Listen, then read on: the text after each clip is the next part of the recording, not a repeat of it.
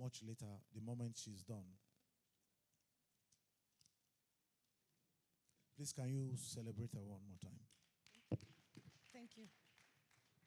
Good morning, everyone, and thank you very much for coming. We just want to do a very short, simple exercise, which we call the roll call. So we'll be doing this state by state. I believe we are all aware that we're supposed to come with our list of local government coordinators and ward coordinators. So we'll go from maybe Abia to Zamfara. We'll go from Abia to Zamfara. So all we need you to do is the lead person from the state to just give us your name. And if you have your list of local government ESCO or local government team with you, you let us know that you have appointed leadership at all the local governments in your state. And then you forward the copies to us. And then also for the wards. And if maybe you have 10 local governments and you've done only 8, you let us know you've gone only 8 out of 10. So that we know our position in terms of structure as we are seated here.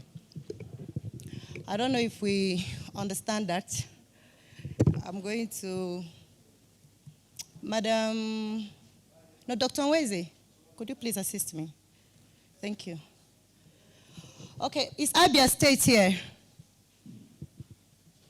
Abia.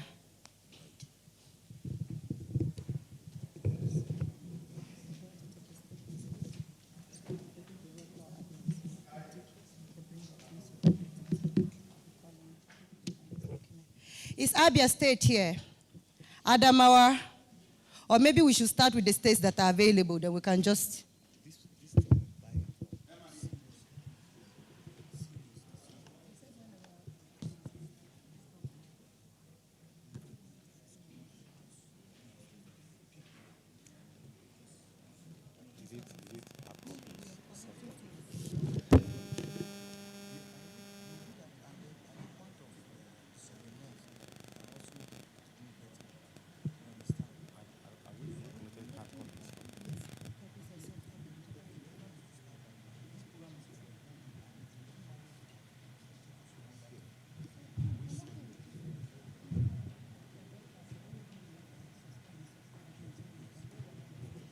Okay, so instead of calling names, any state that is here, you just lift up your hand. We give you the floor.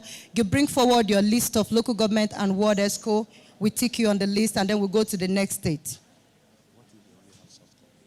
If you have soft copies, you let us know. We'll also collect it on the flash or on WhatsApp, and then we put it on the database.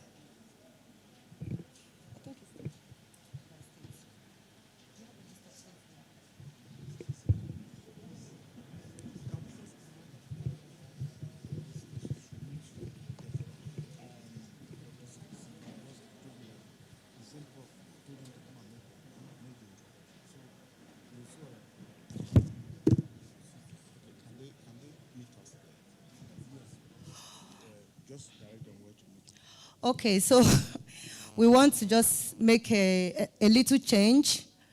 So we might...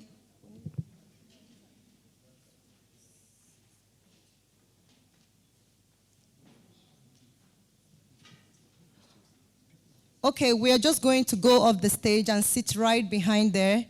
And we're going to invite all the team leads from the various states. We are referring to the CBBN partnership to meet us at the table, state by state, give us your list of local government teams and ward teams. And please indicate how many local governments or wards you've covered so we can take that information. Thank you very much. Please a round of applause for her. Thank you very, very much. We're trying to work with our time. Most of you that have the full the program booklet, you'll find out that today is a full dose. All right? And so we're trying to work with them. Please, if you have your list via flash, please, can we avoid distraction, ma? If you have your list, if you have any document to show that you've done some work around, please just kindly, quietly, Nicodemously, we don't have to rush, please. Hello. Please, can we come back one after the other? Hello, sir. Please, can you go back to your seat, sir? Thank you very much. Hello, sir. Can you go back to your seat, sir? Thank you very much. Can we do it Nicodemously? We are eating into other programs, please. If you look at your program booklet, you'll find out that we have a lot to do. But nevertheless, we need to capture this data. And they also need to do their own work. So please, if you are going to do it, you quietly do it here. Presently, we have some fathers and leaders in the house, and is going to that will be speaking with us. And I want to let you know that CBBN, the initiative, Coalition for Better and Brighter Nigeria, has done a lot, and we have covered a lot of grounds. Presently, we have nothing less than 180 something groups in CBBN, the largest tent that is gathering all leaders. I thought you would clap your hands for that. And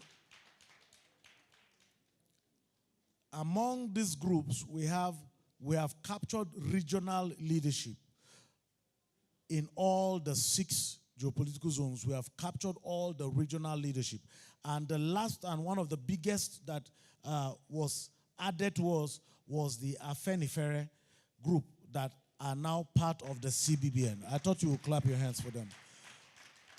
And seated right here, we also have the president of the Afenifere movement, the youth president of the Afenifere movement sitting here.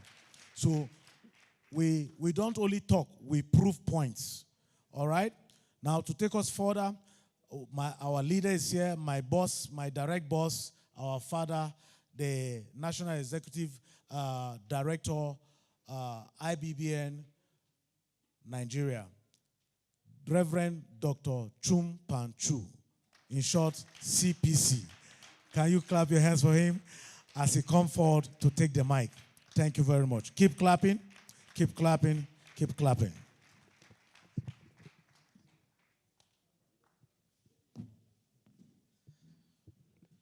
Ina kwana mu. Ya kuna yi kaman kuna da yunwa ne. Ina kwana mu. Ko ba kwa jin Hausa ku je makaranta. Ina kwana mu. Praise the Lord.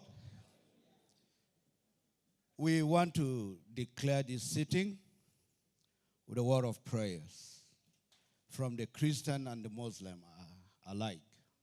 So we ask one of the Christian faithful member to pray for us, and also the Muslim brother or sister. Someone who is moved by the Holy Spirit to pray for us. Declare this sitting open with a word of prayer. Simple. Mm-hmm.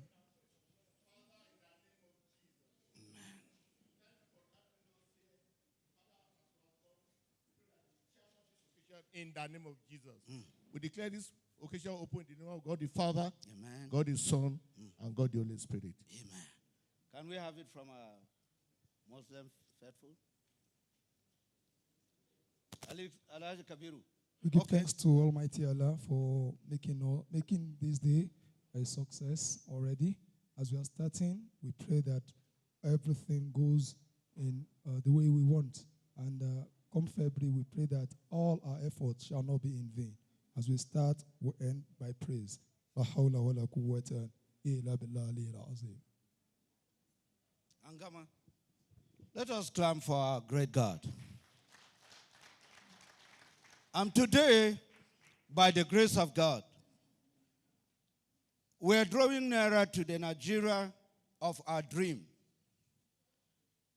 Nigeria that produces the Christian, the Muslim, and the traditionalist alike.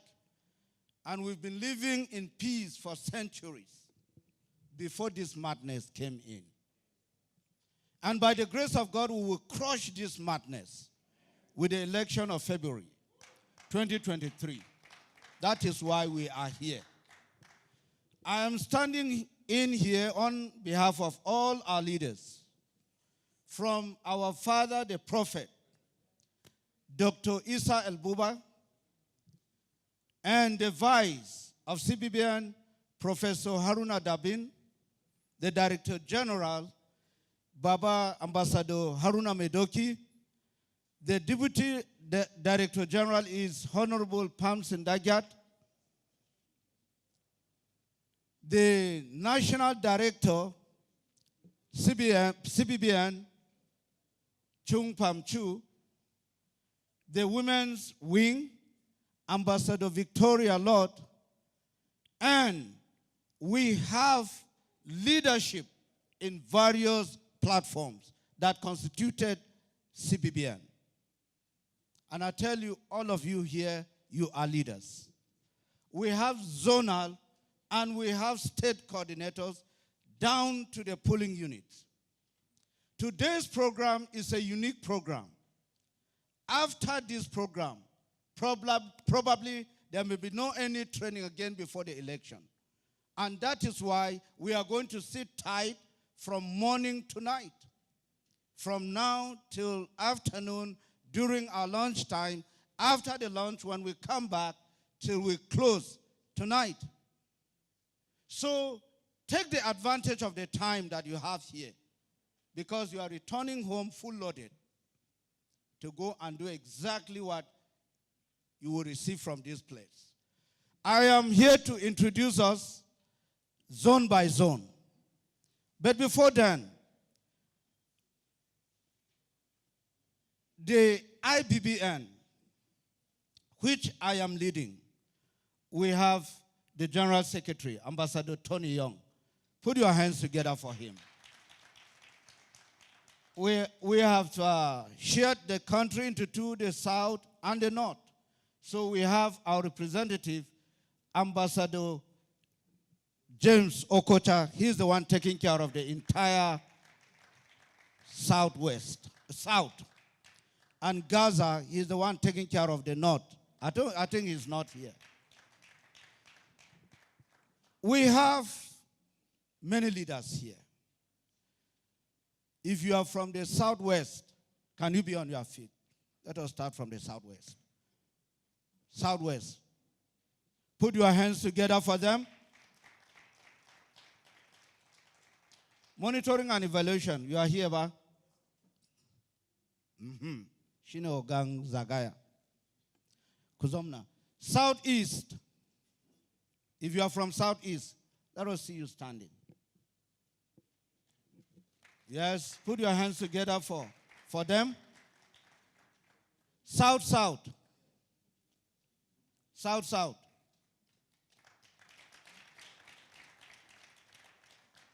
You are welcome. North Central. If you are from North Central. Put your hands together for them. North Central. Northwest. Yeah, come on, Northwest. Right, could you justice? Monitoring and evaluation. Northwest was Sufi, North Central. Sunfiba. You are most welcome. Northeast.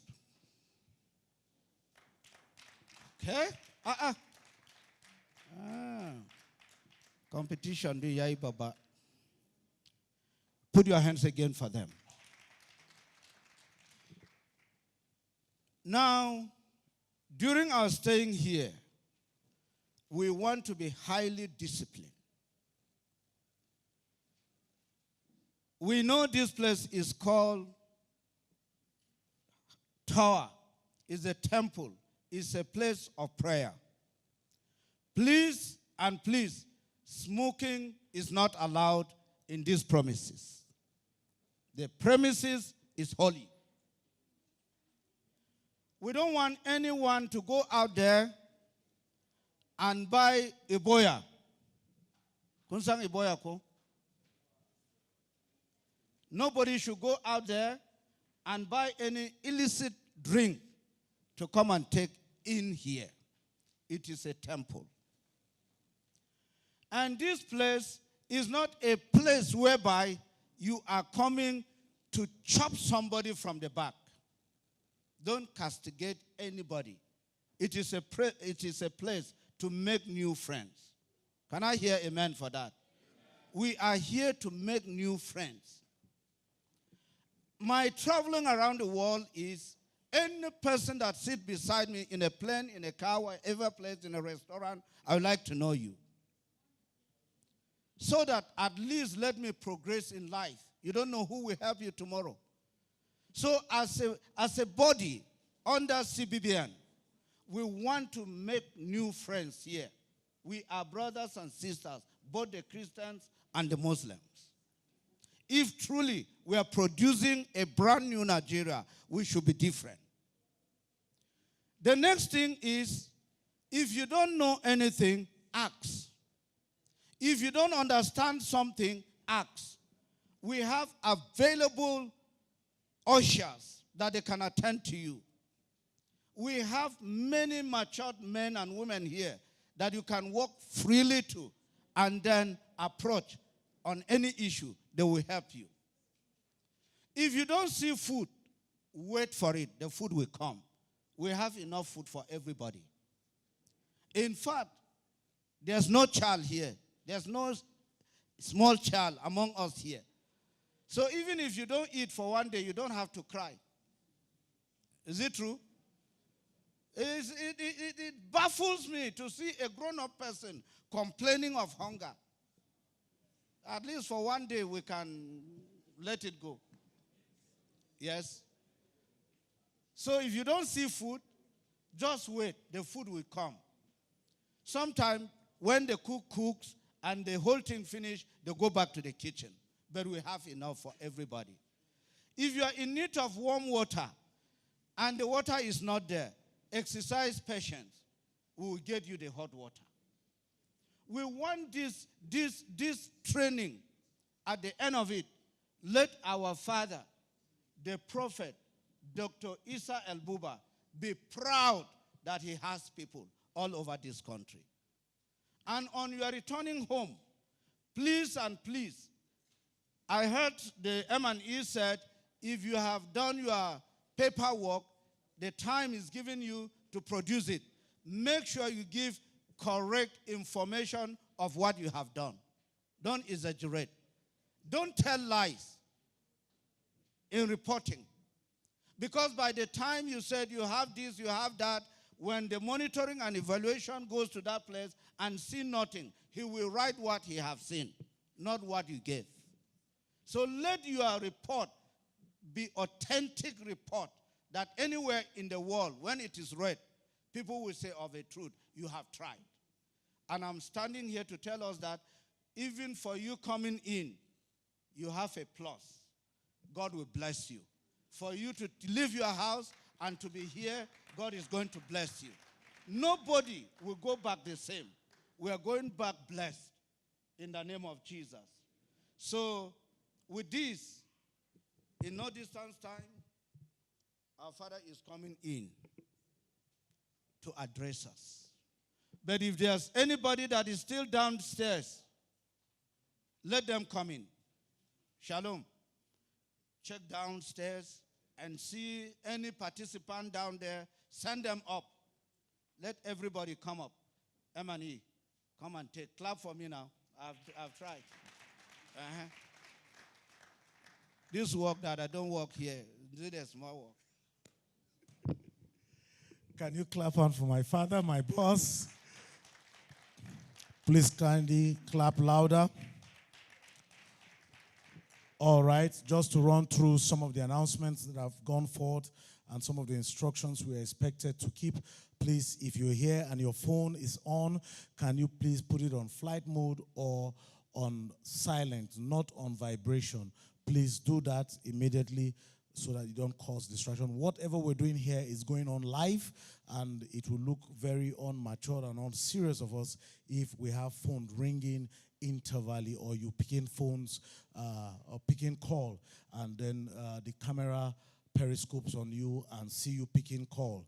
It doesn't make you look serious to the rest of the world. It's a global meeting, and I want to tell you that all over the world, all the disciples and children of our convener and our father, Prophet Dr. El-Buba, will be watching live, and our incoming president and his team will also be watching live what we're doing here. So please, I want us to comport ourselves and behave well. Thank you very much.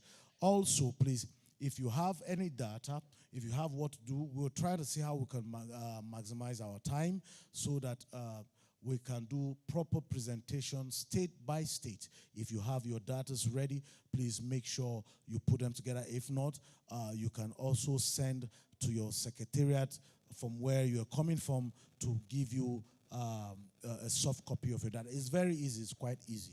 And please make sure whatever you're sending in as your data can be proven, because after now, like he said, our team will be traveling to some of your states, and some of your states will also be visited, and some of those records will be verified. Thank you very much. I believe we have done a lot, and we have also known each other, but I want us to do just a practical exercise. Can we all please stand up? All right. Can you look at 3 persons and just welcome 3 persons to this meeting? Get their name, get their phone number. 3 persons outside your sphere of influence. 3 persons. Greet them.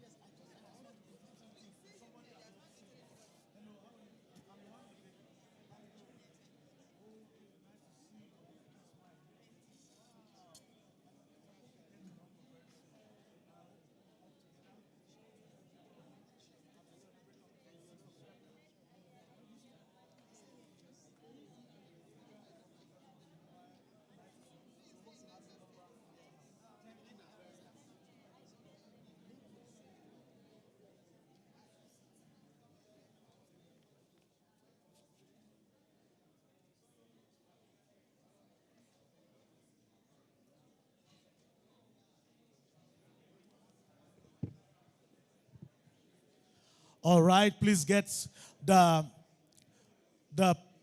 hello, sir. All right. I know, okay, one house, please. One house, please. While we still call on our other leaders that are downstairs to please come up, please let all leaders come up. Let all our leaders come up, please. Let's stop the trafficking with going downstairs, please. Let's all come up. Let's all come up. Nigeria must be rebated, and we believe that this is our season. All right? Please, can you listen to me? Hello, please. Please. Hello, sir. Please, can we remove that chair from there, please, sir? Thank you, sir. That's very odd. Our protocol, please, make sure you control this very well. Make sure you control this very well, sir. Thank you very much. Thank you. Thank you. Thank you. Now, for those that are downstairs, I hope this gets to them. You know, our Father can control the movement and can view whatever we're doing from wherever he is. And that is not by the Holy Spirit.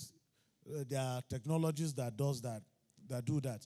So please, if the place is not really full and our leaders are not here, he might not come up. So please, let's do all we can to make sure that everyone is seated, can we celebrate our father that he comes in, the Deputy Global Chairman?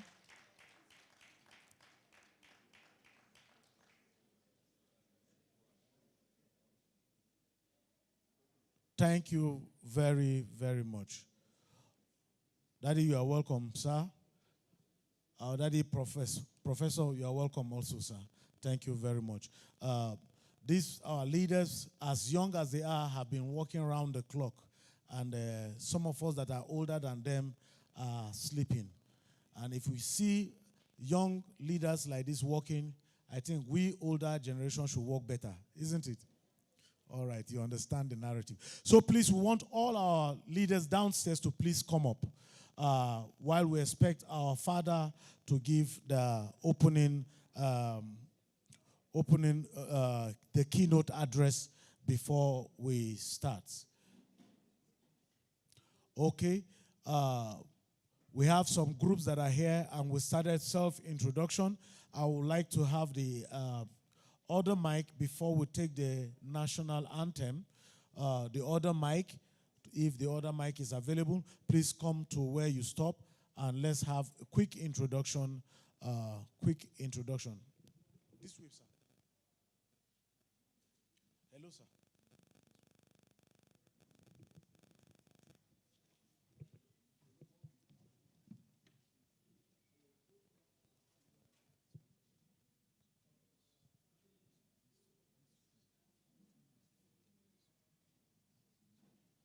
My name's Ambassador Joshua Jeffrey Gift from Abuja, then also representing Umar Victor Panachi, Kogi State Coordinator, IBP. Please, can we please stand up on our feet? Stand up so that when you're making, when you're making introductions so that they can view you. I'm Josiah Nimdam from FCT. Shekwaga Hanyisa, FCT. I'm Ambassador John Ara from Ebonyi State. You're welcome. Okay. Please make it louder.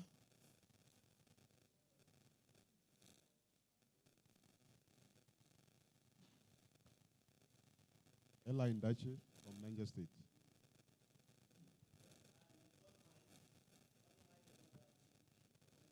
Okay, thank you. Please, can we, hello, I've not had the names of these persons. Even if they are journalists, we can also have their names. They are here also. Please, can you do that? Give us that honor. My name is Marie-Therese Nanlong. Good morning, all. My name is Juliet Edward. I am Jank Berry. My name is Josiah Buzu. Good morning, everyone. I'm being Red Van Slot from NK.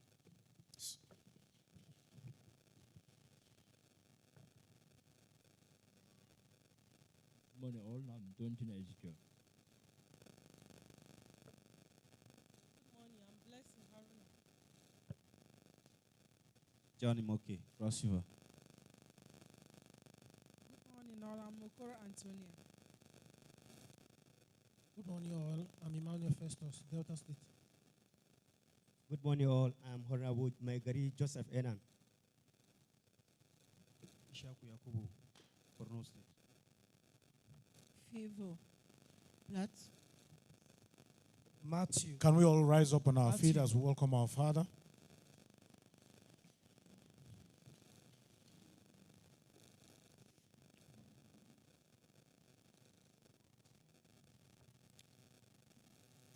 Can you jam your hands together as we welcome our father? Daddy, you are welcome.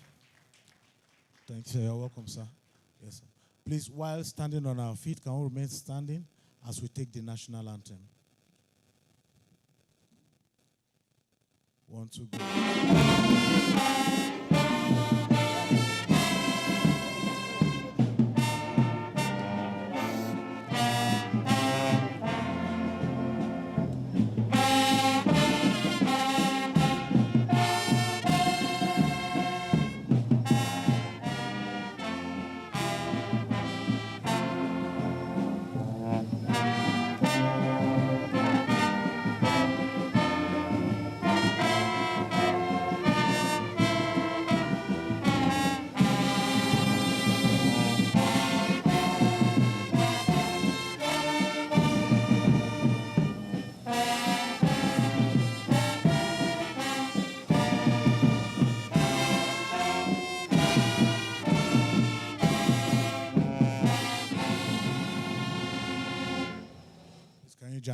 hands together as we have our seats. Want to welcome all our national leaders, our fathers that are here this morning. Want to welcome the president of the Afenifere and all other presidents present here this morning. You are welcome. Want to also recognize the following media outfits here present. News Agency of Nigeria, where are you, please? The Sun newspaper, Punch newspaper, Nigerian Vanguard, Leadership, The Independent, The Guardian, Nigerian Pilot, Nigerian Standard newspaper, Nigerian Telegraph, The Authority and Daily Post, Channels TV, Arise TV, TVC, NTA, Viewers TV, Radio Nigeria, JFM, KTFM, Voice of Nigeria, Radio France, KTFM. And so please, can you just celebrate them? Just clap your hands for them. Thank you. Like I said, that it is a global meeting. It's a global meeting, and this is one of the sources that will send this message across the globe. Thank you very much for having you. To take us further without any delay, please, can you clap your hand as I welcome our father, the Deputy Global Chairman, as he comes in to bring on our father, sir. Keep clapping as he makes his way.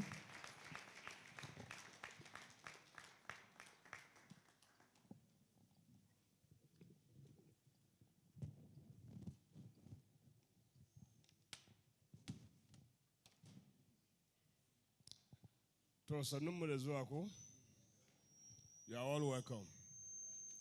We are glad to have you.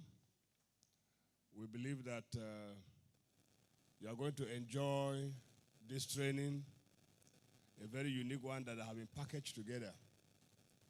Mumba da gasken cewa kowa da yake anan zai ji daɗin wannan taro domin irin shirye-shiryen da aka yi. Idan akwai abin da baka sani ba sai ka yi tambaya. If there's anything that you don't understand, you can ask questions. The people around you will be able to assist you. Without much waste of any time, we have our father, the global convener, initiator of IBB and CBBN. He is here to give us the keynote address. It is my pleasure to request you to stand with a clap offering as we welcome you.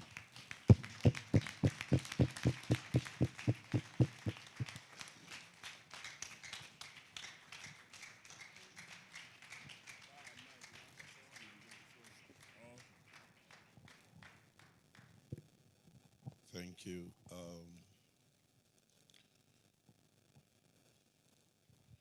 Thank you very much. Want to appreciate each one of you. Thank you for the sacrifice that you've made to be here as an individual. And I want to thank the Vice Chairman and Professor Dabin for the unusual sacrifice and commitment to making sure that this mission is accomplished. I want to thank the Director General for the CBBN, Ambassador Haruna Medoki, for his unusual, very much commitment. And I want to thank the Deputy Director General, Ambassador Panson, for making sure that things are properly put in place. Want to thank the National Director, Ambassador Chumpanchu, for the sacrifice each one is making, and all the standing officials that are all here, both national and state, and some selected leaders that were invited. And I also want to appreciate the gentlemen and women of the press. I want to appreciate your presence with us here. We also want to appreciate all the ones that have been following us online. I have been going through most of your comments, and already you've been following us online, and I want to welcome you. Today, the incoming president, will be in Gombe. From there, they are going to Biu. And so a team had to leave last night. Throughout last night, they were traveling down to make sure that Southern Borno is totally captured. So a lot is going on behind the scene, and want to also appreciate all the principal officers that are also watching online. Thank you very much. Please be seated. Let me know if there is anyone here when the boss Sergeant Turenchi in the Akwemota and the boss Sergeant Turenchi and Nambarina Gani in Akwahanaimo, so that Zamuju is Zua Hausa to one of the Mutunga that air the Beijing Turenchi. So Chief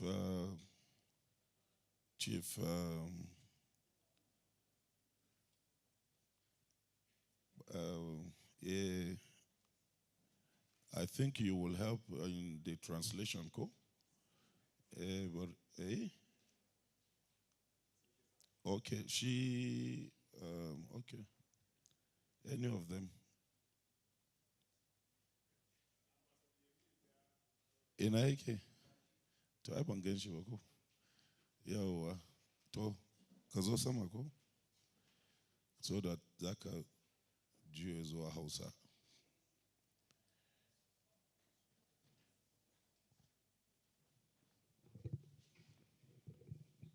Domin mutanen da suke nan suke bi masu wanda suke na Hausawa ba. In ba haka ba da mai one way. Okay, to sai ku yi hakan ka. Ku wanda ba kwa jin Turanci za ku iya ku zo na can baya, so that I do interpreting zuwa Hausa. Dukamannan, we are all people of faith, and we believe in the sovereignty of the Almighty God. That whatever we're doing, God is first. Please make sure you do off your phone or put it on a flight mode. Please do that. This is a very, very sensitive meeting. Very, very. That's why you are selected. It's not a meeting that is open to the general public as such, but you are selected here. And the leaders have invested so much time, so much energy, so much resources to make sure that we get the best. So switch your phone off. Every other business will have to wait until we are done. Now, there is a man called Jonathan. He was the son of one of the most powerful kings in Israel. His father's name was Saul. And there was something he told his own servant when they went to confront the uncircumcised people that were like threatening their existence. Just like we have the uncircumcised political leaders that are threatening our existence. And they are doing everything within their power to see that they put everybody under their grip and under their control. And that is the reason why CBBN is in existence, to be able to cut off those uncircumcised leaders. Uncircumcised leaders that have no conscience. Uncircumcised leaders that have no heart. Uncircumcised leaders that are very wicked in their thoughts and their actions. CBBN is here to break their hold. And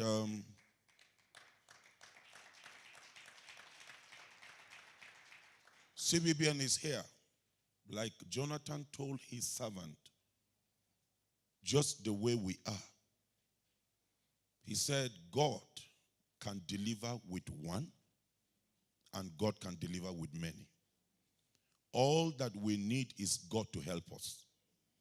If God helps us, He can use one person to do what 10 million cannot do.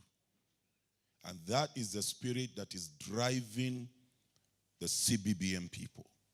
That is the spirit that is driving us as individuals.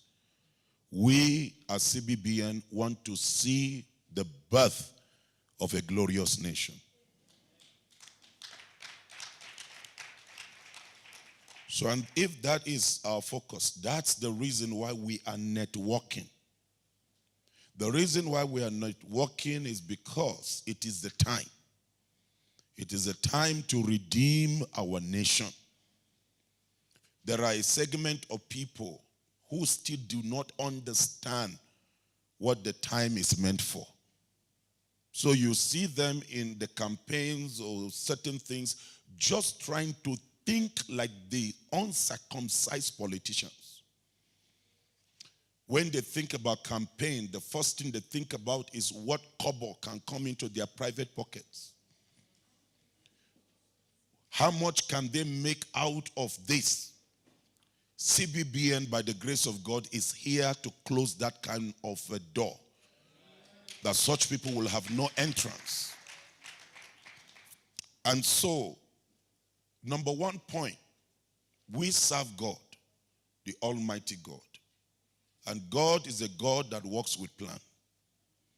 God is not a God who works without a plan. And the plan of God is to see that we, as human beings, we succeed.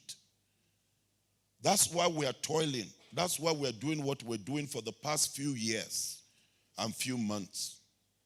Sleepless nights. Having from virtually out of the 24 hours, some of us are working virtually 22 hours for the past few months against the doctor's instruction, just to be able to see that we secure the future, because God has a plan. But this plan of God, he gives it into the hands of men. And he says, you have the power to make, or you have the power to mar. I want the movement of papers to cease. All focus, all attention here. When any lecturer comes up here, put your mind and focus. If that's to do with writing names, you can do that immediately. The seminar is up. When we go on break, that is a time to write. Please take note. God is a God of plan. Number two, no plan can ever work without absolute faith in that plan. If you don't have faith in the new Nigerian project, it will not work for you. You must have faith in it. It is the faith you have in a thing that makes you to sacrifice your talent without seeking for payment.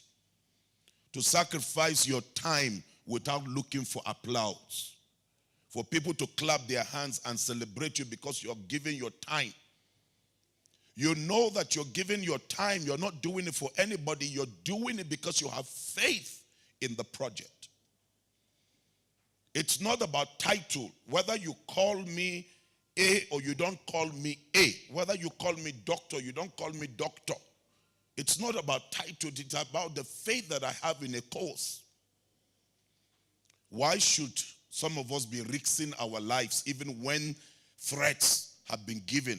Threats have been sent. All kinds of gang up and plots. But yet none of those things are discouraging us.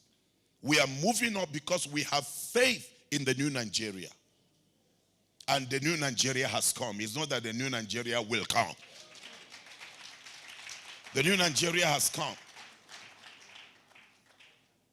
Because I saw the new Nigeria, started behaving the new Nigeria, walking the new Nigeria, thinking the new Nigeria several years ago.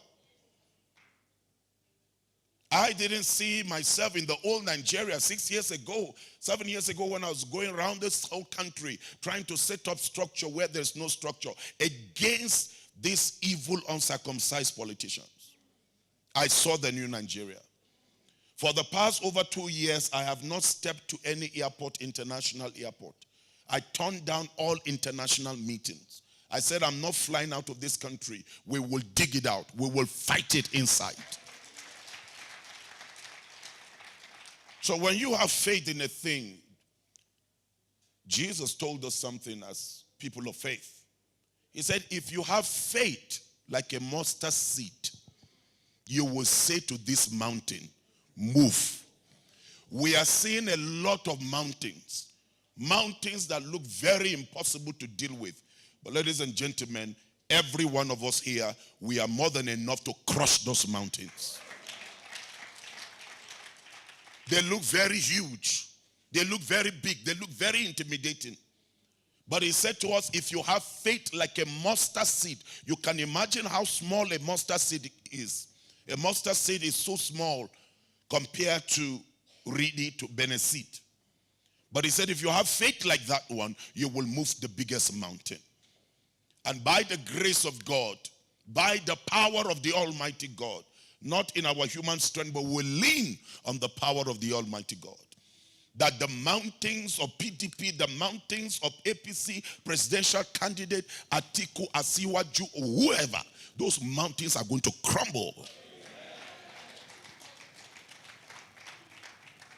The small seed of Peter Obi and Dati will overtake everything in this country. I am a preacher of faith. I am a clergyman. My area of jurisdiction is the preaching of the gospel. But what is the gospel? It's the good news. Why am I going on this political platform? Because we must get things right for the first time. After 62 years of pain, 62 years of clueless leadership, 62 years of people that are not supposed to be our leaders leading us. How can you have a nation of brilliant people and dullards are the one leading? We must put a stop to that. And it is through you and me. Turn to the left, to your right and say, it's you and me that will make the difference. It's you and me that will make the difference. Let me say this to every one of us. Do you know that in this thing that we're talking about, we don't need this crowd of leaders here. We need only 37 men and women of faith. Shikanaya Isa. Men and women of faith, when you drop them in a desert, they believe that in the desert they will convert it to an orchard. Men and women of faith don't complain about the impossibility. They see the impossibility as I am possible. If you have faith, so we will succeed in this mission. We have less than 15 days to cover and finish and tidy up all our labors. 15 days. And 15 days in the sight of God, 15 days is like 1 million years. And I believe that by the time we are done this evening, every one of us here will become a thunderbolt. Every one of us will strike through the enemy's camp and we will sweep it up to the glory of God. Now you see, no vision can ever succeed if your heart, your body, and your mind is not in it. That's why, again, as a man of faith, Jesus said something. He said, love the Lord your God with all your heart, with all your soul, and with all your mind. Love God. That means if you want to serve God, you must serve God, the Zuchianka, the Ruunka, the Jikinka. So if you want to serve your nation, because serving this country is serving God. When you serve the pain, when you take away people from their pain, you reach out to people in their need, you are serving God. And he said, serve me with all your heart. Serve me with all your mind. Serve me with all your strength. Now, if you're serving God with all your heart and all your strength, why do you want somebody to pay you for serving God? Why? Why? If this thing that we're doing is serving God by serving humanity, then we're doing it with our heart, our soul, and our spirit. We don't need anybody to pay us. Because we know, Chewa, God, if you serve him, by serving humanity, God will reward you.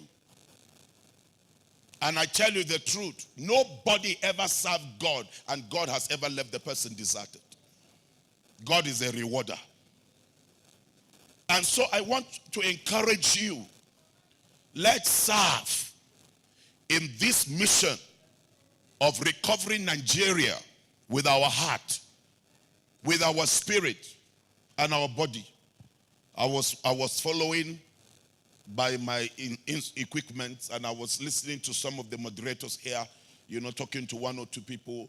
Oh, if you're downstairs, come up, and all of that. See, when I am on a mission, I am on a mission.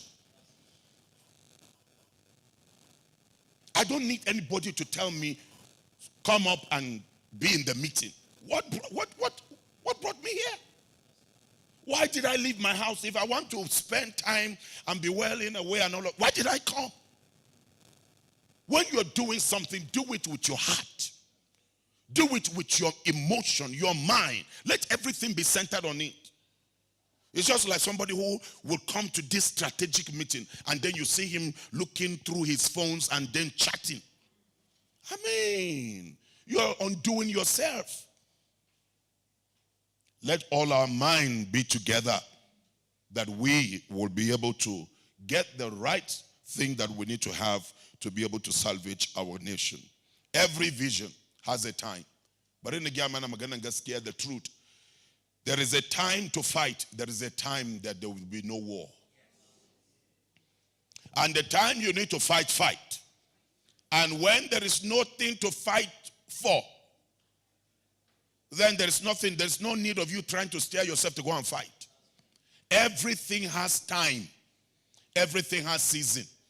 It's just like, for instance, young ladies, they have what they call the flower age. The lady is here just messing around and talking and all of that. There is a time coming that the same number of men that are pursuing after that lady, they will drop. She will look for one man that will be after her. She won't find because she has passed her flower age. Everything in life has time. There is a time when I can jump up and do anything I want to do. But this time I jump carefully because there is something that has changed in the body. Time has changed. Everything has time.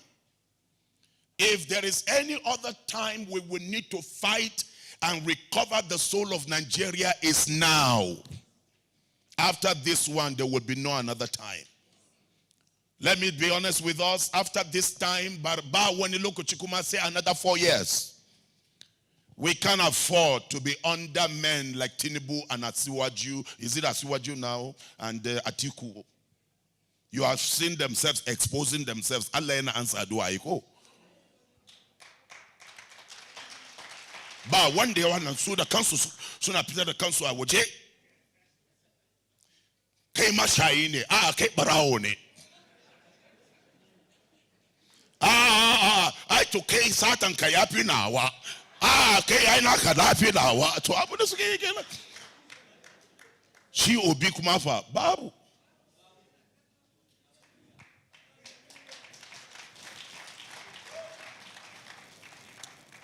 There is a time for everything.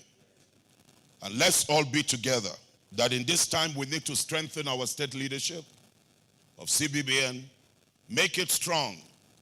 Our words, our polling unit, we want to clean up, we want to mop up by the grace of God. So to succeed in this mission, we must be brave. We must be brave. Brave leaders. Brave people that are ready to make more sacrifice. More sacrifice, selfless sacrifice. We must be ready to face the trials that we're going to face, and we must be ready to go through hardship in order for us to save our country. I'm glad, I'm so excited when I saw the result of what happened in Kano and in Katsina. I'm happy. I'm happy that my people have come to the point of that total realization. I'm happy with what I saw of some of our Islamic leaders in Kano who came up with the position, I'm happy with some of the northern pastors who have come together to say, we will not allow deception. The fact is that we in the north will decide where it will go. And so we are here to say that Peter Obi and Dati will be the president of Nigeria come May. But I tell you this, that we must be brave to face the consequences, challenge the forces that we must challenge. I want to say to every one of us as leaders here in this retreat, stay focused. Stay focused on the training. Stay focused on what each one would present to us and what is expected of us to live here with. Let's stay focused on the goal. You know, let me tell you the truth. When you are sometime on the winning side and you're running a race, there are a lot of distractions that can come. Some will even be telling you while you're running, Dubakanka, Baba, Dubakanka kama mosquito. Don't stop and say, if you do that, your enemies will succeed. So with all the distraction, leave them. Make sure you run to the winning point. When you win, the same people that are mocking you will come and bow. Let's win. Let's win. Let's win.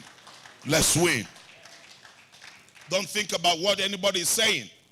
Let's stay focused on our mission. Let's stay focused on our target. Let's not allow ourselves to be distracted in these 15 or 20 days that we have left to mop up all that we've been doing all these years and this month. We have just less than 20 days to sum it up. So I want to say this. Our mandate before the February election is that we must make sure that we're able to get the 40 million people that we must get on our platform to carry out a mock, to know that we have the people ready for the day of the election. So what is our manner? Our manner is that we should walk in unity. You don't allow anybody come around CBBN family to plant the seed of discord. It's not accepted. And anybody that would do that, throw him away. He doesn't belong to the family. Are you hearing me now? We must walk with one family, one spirit.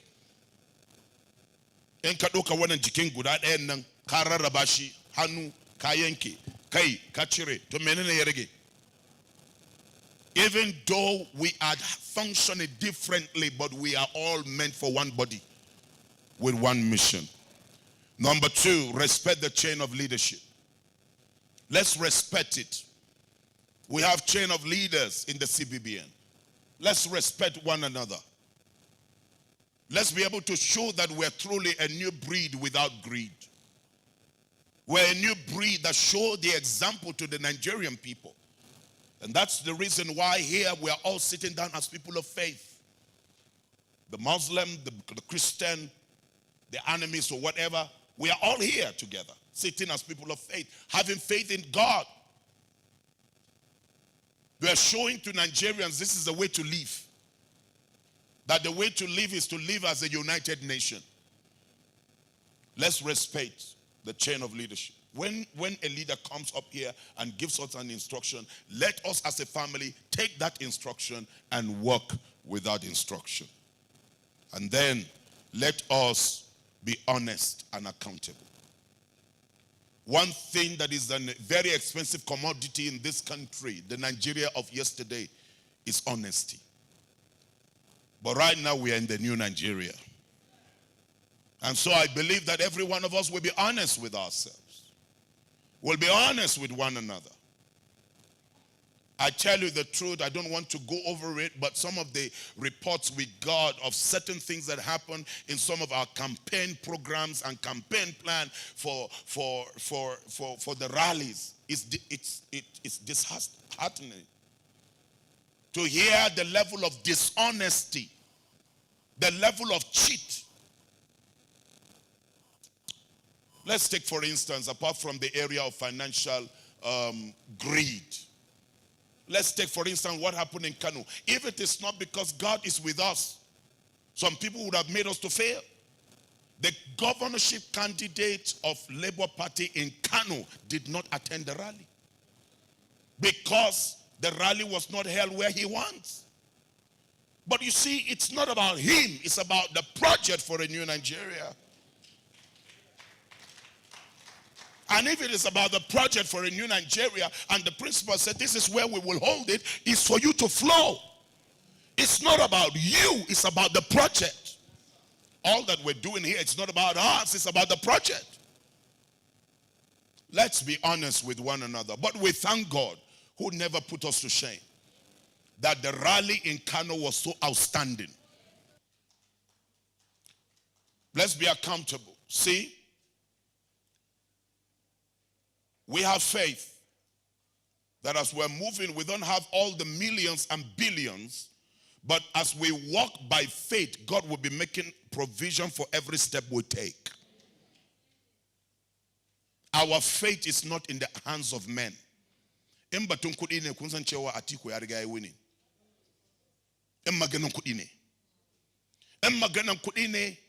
Tinubu should not be doing what he's doing. He has won the election. If it is the matter of money, if money is the one that is going to deliver the election for 2023, these people have already won. But it's not money. What is driving this is a new spirit. Nigerians are tired. And if you are tired, let me hear you say, yes, we are tired. What are you looking for? What are you looking for? What are you looking for? What are you looking for? What we want is freedom. Freedom. So if you're looking for somebody that is going to give you some money for you to go and buy a bag of rice, go and be with them. But we are not here looking for bag of rice. Go man zona the you and yo. Go be na samu abinchinchi. Dan yo na samu abinchinchi go be kuma babu abinchi.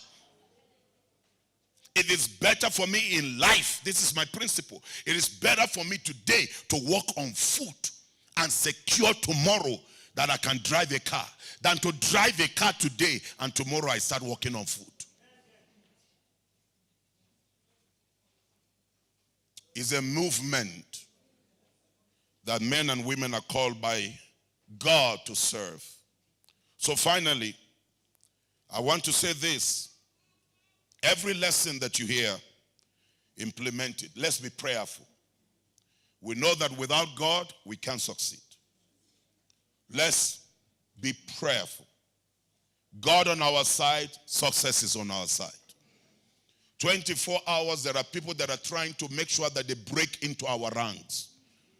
But we must make sure that we clip ourselves together, that nobody can penetrate.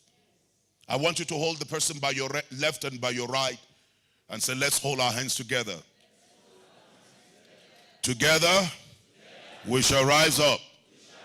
All right, rise.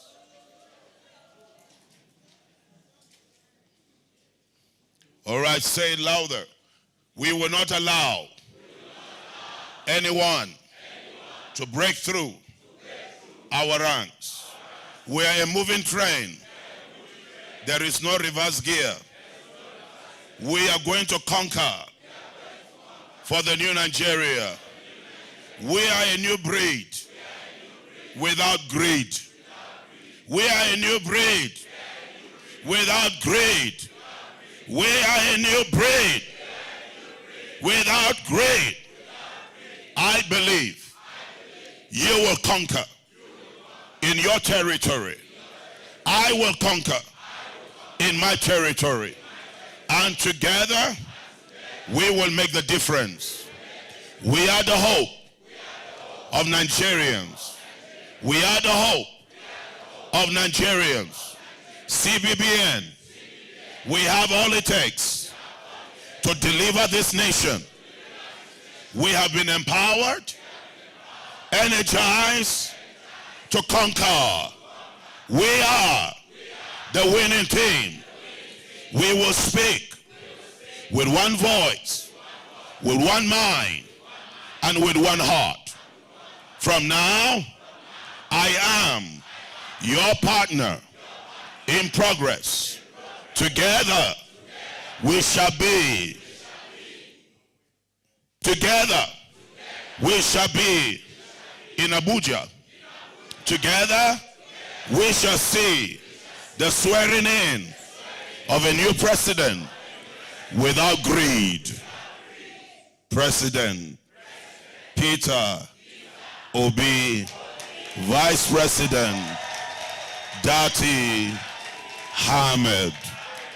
God bless you. Enjoy this great retreat today, and we believe that you're coming with amazing results.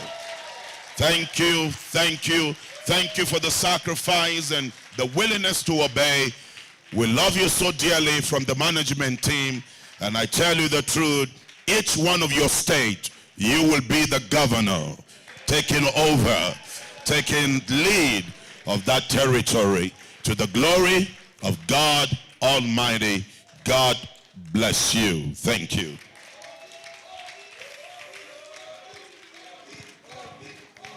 You can do better. Can you chant it well? Chant it louder. Chant it louder. You can do that better. Let them hear you in Aso Rock. Let the walls of PDP fall down. Let the walls of APC crumble. Can you shout it with your hand raised up? If you're a fellow comrade, can you shout it better? Can you do that better one more time? Thank you very much. Thank you very much. With a resounding clap, can we celebrate our Father?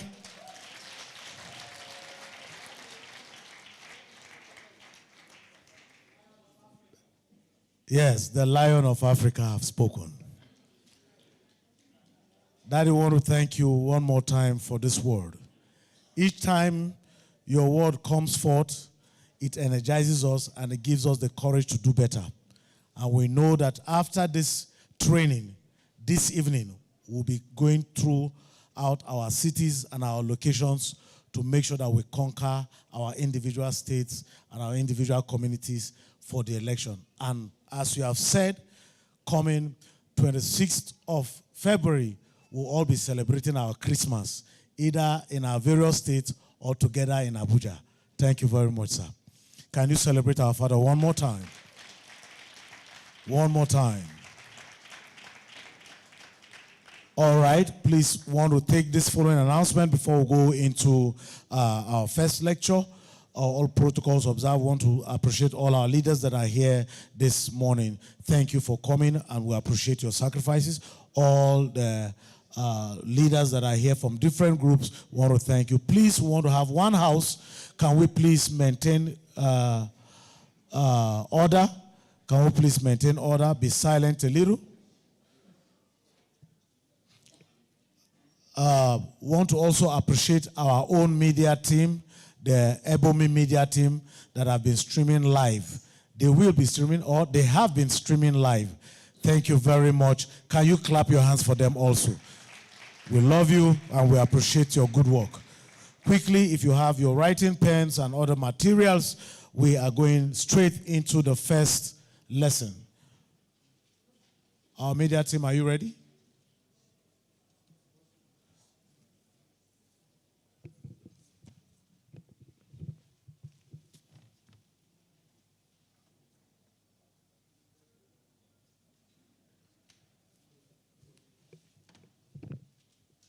Okay, please, our media team, if you're set, let's have our pens, our exercise books ready as we take notes. The first teaching paper will be presented by our very own Professor Vincent C. Onibogun, the Director General, Institute for National Transformation. So jam your hands together for him. If you turn your program booklet to page 1, you will see his name there and his lecture. We are set.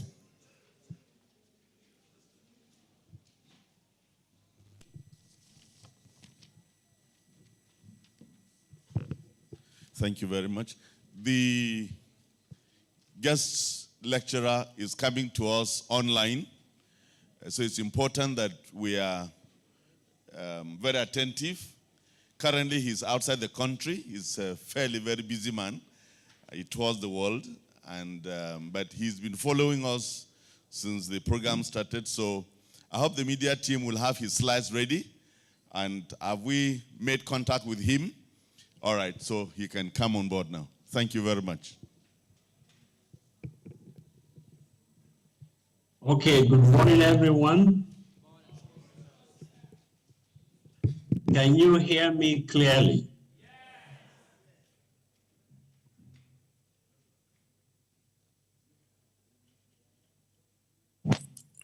Yes, we can hear you. Okay, excellently. I would like to actually share my slide. So give me permission to share my slide.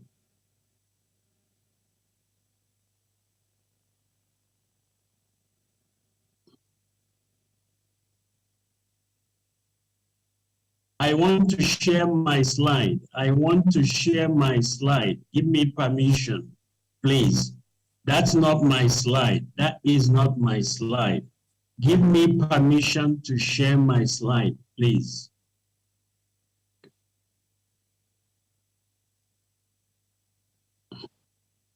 Give me permission to share my slide.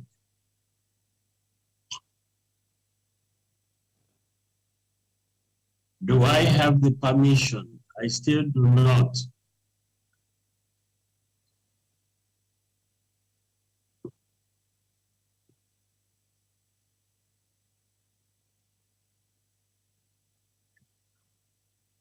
Okay.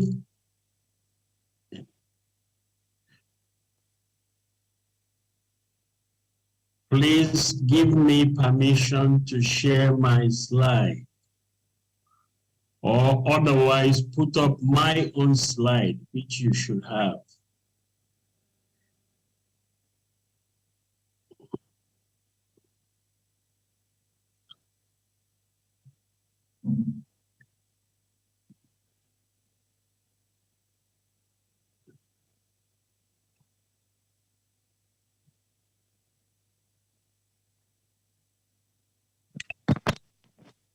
As they are getting the tech, okay, thank you so much. I'm sharing.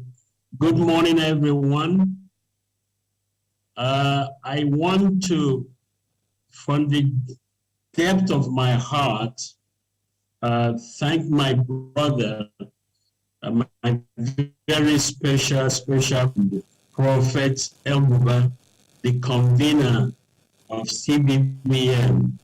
My brother, I'm so proud of you, as you know, and you and I have been at this as far back as 2017, 2018. I'm so proud of you. I want to also recognize all the leaders, all the delegates, especially my own chairman, the chairman of Nigerian Transformation Network, Professor Dabin, Haruna Dabin. Thank you so much for this privilege. I've been asked to speak on the hunter-farmer mentality. But before I do that, I recently was asked to review a book. My good friend, Dr. El-Buba has written a book that I think it's a wonderful material for us to lay hand on. And it's called Becoming a Strategic Voter. And he asked the question, are you ruling with God? I have sent a copy of that manuscript to both Prophet El-Buba and also Professor Dabin. But I want to say one or two things from that book to set the stage for my lecture. Dr. Abu wrote, he said, many times when we speak of the governance of a nation, our minds automatically switch to those who hold leadership positions, especially at governmental level.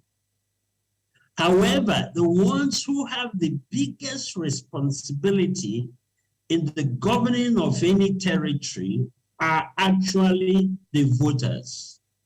We have the biggest responsibility in the governance of a nation. It goes on to say that the voter must recognize and understand and learn to carry out intelligently the weighty burden of his or her co-shared power and authority in shaping the destiny of their nations. A responsibility we must carry out intelligently, knowing that we are co-shared power. We are sharing power with the government. We actually, Nigeria. We are shareholders and co-owners of the company, Nigeria. And now he explains, so when shareholders of a company, when they make a mistake in their selection of a board, they are the ones who will bear the consequences of any losses that a company makes. Similarly, at national level, when the voting public make a mistake, it is they who will tend to bear the greatest consequences of those errors. It's rarely the political candidates. So what we need to do is that if we have made a mistake, we need to go back and take a vote those bad ones out and put good ones in. That's how powerful a voter is. Incidentally, I'm not sure that we fully understand our responsibility. So question now becomes, why is it that Nigerians are not exercising such a powerful position as co-rulers of a nation called Nigeria? It is because of our mindset, because of our way of thinking. And there are two prevalent mindsets that you find in the society: the hunter mentality or the farmer mentality. And there's no place where mindsets are demonstrated or where they manifest themselves and in the area of politics. So I want to now take time to speak about these two mindsets, which, if we don't pay attention to, as Prophet El-Buba has mentioned, can derail us. It can derail us. I once had an opportunity to visit Germany. This was back in 2007. I went to Munich and visited a suburb of Munich called Regensburg. W has a plant in Regensburg. So my host offered to give me a 3-hour tour of the plant. My wife and I went, and I actually accepted. Now, when we went there, for 3 hours, we toured the facility. I was amazed with what I saw. First of all, I noticed that to build any particular vehicle, it will require 60,000 parts, different parts that are put together. And they will go through 200 stations. And each station is either manned by a robot or an individual. In fact, as you can see, out of that 200 stations, there are 740 robots, and they produce 1,160 cars every day. Very busy place. And they produce all kinds of models. But what caught my attention was that every one of these different models of car or BMW that you see started as a plain sheet of metal, a plain sheet of flat metal that's now put through different molds. to produce what we call BMW. If I ask you to buy that plain sheet of metal, you will offer me almost nothing for it. But once that piece of metal has gone through what we call a mold, a BMW mold, its prices changes. If it's now called a BMW part. So the same piece of metal can be used to produce Toyota. The same piece of metal can be used to produce any other car. But what gives them their value? What gives them, what determines how much that's paid for them is the mold. Is the mold. What is the mold? Mindset, mentality. The same thing applies to us. Mindset is so critical that it determines life outcomes. Not only does it determine our value, it determines life outcomes. For example, in the United States, statistics have shown that 8 out of 10 lottery jackpot winners go back to poverty within 10 years of winning millions of dollars. In other words, they go and play lottery and they win they win cheap money they didn't work for. And within 10 years, they are back in poverty. Why? Mindset. They never had the mindset to make the money. They only have the mindset to eat the money. So mindset determines poverty. Mindset determines wealth. The same way, our mindset will determine what happens next month, whether we win or whether we lose. We must not go to the election with a jackpot mentality. This is my opportunity to win. This is my opportunity to get money. Rather, we should go with it as a farmer that's planting a seed that will germinate and will bless the nation forever. We must be careful of the mindset with which we go. So what is mindset? Mindset is also called paradigm or a mold. And it's like a manufacturer's mold into which fluid substances are poured to form solid substances. If you want to make a cake, you use a cake mold. Whatever you want to manufacture, you first produce the mold. The mold are shaped according to the object to be manufactured. If it's a cup, the mold must look like a cup. If it's a plate, the mold must look like a plate, and so on. Now, through this one mold can produce thousands of replicates, whether they are cups, plates, cars. A mold can produce thousands of replicates. Now, here's what's important. If there are imperfections in the mold, they will show up in the product. If there are errors in the mold, they will show up in the product. Therefore, we must perfect the mold as much as possible in order to get perfect product. Now, do you know that culture is a mold? Do you know that culture is like a paradigm that shapes people and nations into which they have been immersed? Do you know that you and I are products of cultural molds, products of religious molds, products of different influences? Therefore, just as one mold produces thousands of products, one cultural paradigm can produce thousands of people, even nations. If there are faults in those cultural paradigms, they show up in the person and even in the nation.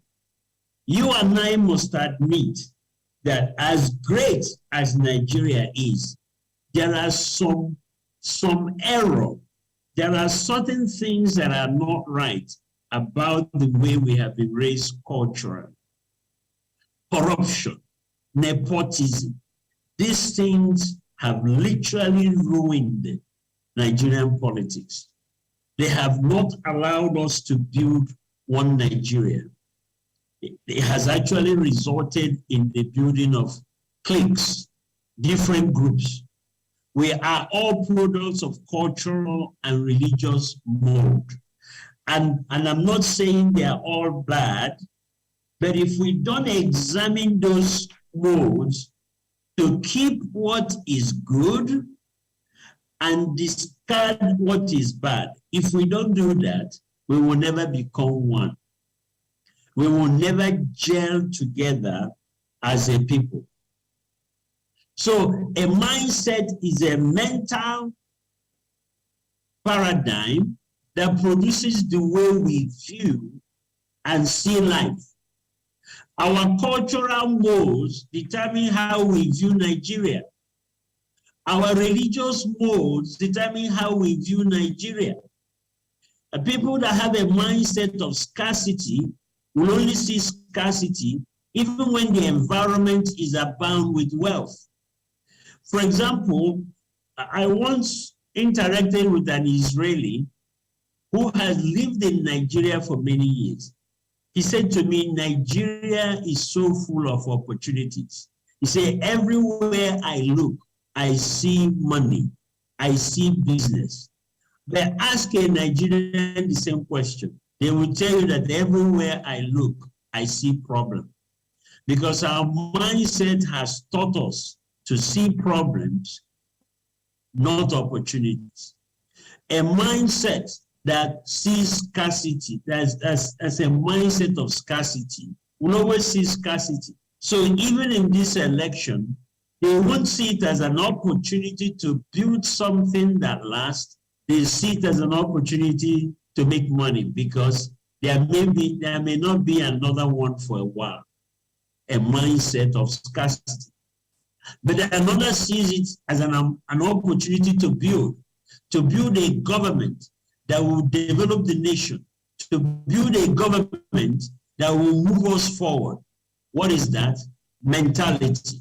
So one of the first things I want to urge every one of us seated here, which mentality do you carry? Scarcity mentality or abundance mentality? One is forward-looking, the other one is backwards-looking. Those with the mindset of mockery and scorn will depreciate even their blessings.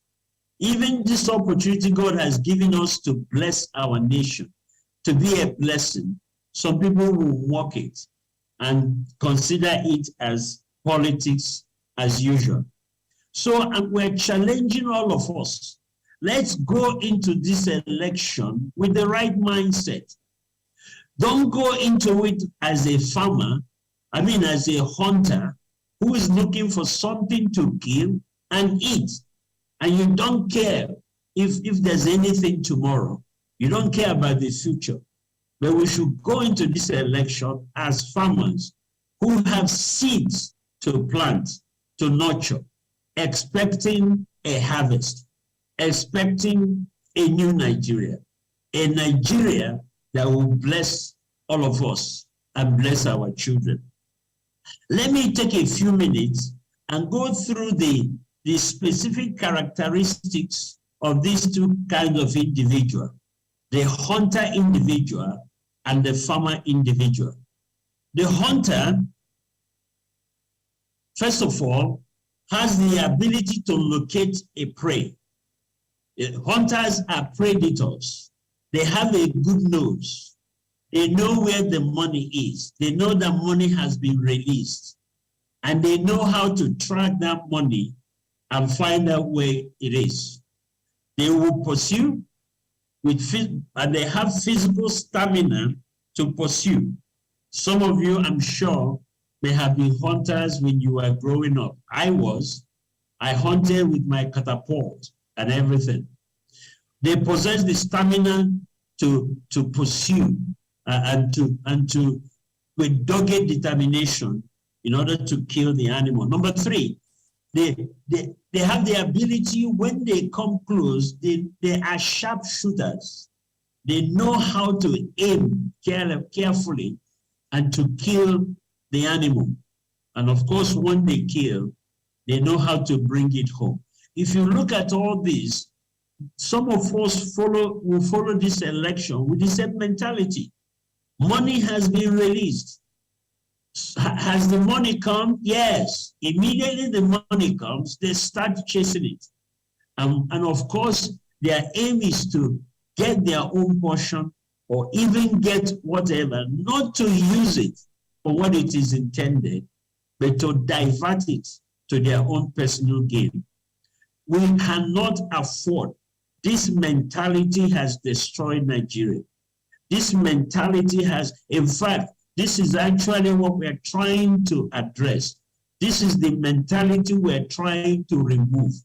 The whole Labour Party candidacy is about bringing to an end the hunter mentality that has influenced Nigeria. Can we now, we that are called to lead this revolution, can we now have the same mentality? You can't give what you don't have. You can't carry a hunter mentality and produce a farmer nation. Impossible. And let me also say one thing. Winning an election is only the first step in this whole process. The next step is, after you have won the election, which nation are you going to create? If we don't change this hunting mentality, we may win the election and we continue to operate like the good old days. What use then is the election if we're going to maintain the same mindset, the same type of lifestyle? So it behooves that everyone under Obi-Dati campaign must have this new mindset of a farmer, somebody who is coming in with optimism, with hope, to plant seeds and germinate them and nurture them so that a new Nigeria can be formed. A new Nigeria is a producer Nigeria, not a hunting Nigeria. A new Nigeria is an aid-independent Nigeria. Is a Nigeria that manufactures its own, that produces its own, not the one that's going everywhere in the world looking for something to hunt. So this mindset must be addressed. Now, what is the summary of a hunter? A hunter is someone who is chasing any finished product to kill it. They just want to find anything that's a finished product and kill it. They don't care about production. They don't care about nurturing. They just look for something that somebody else produced and they want to kill it. This mindset makes us dependent on others. We will forever be dependent on those who produce because we lack the ability to produce. This is the mindset we're trying to address and deal with in Nigeria. And it must start with every believer in the Obi-Dati candidacy. If you listen to Obi, if you listen to Dati, you know that they are producers, they are not hunters. So can we who are supporting them carry on this hunter mentality? We will be a problem to them. We will not follow them. In fact, after election, they will become our enemy because they are not giving us something to eat.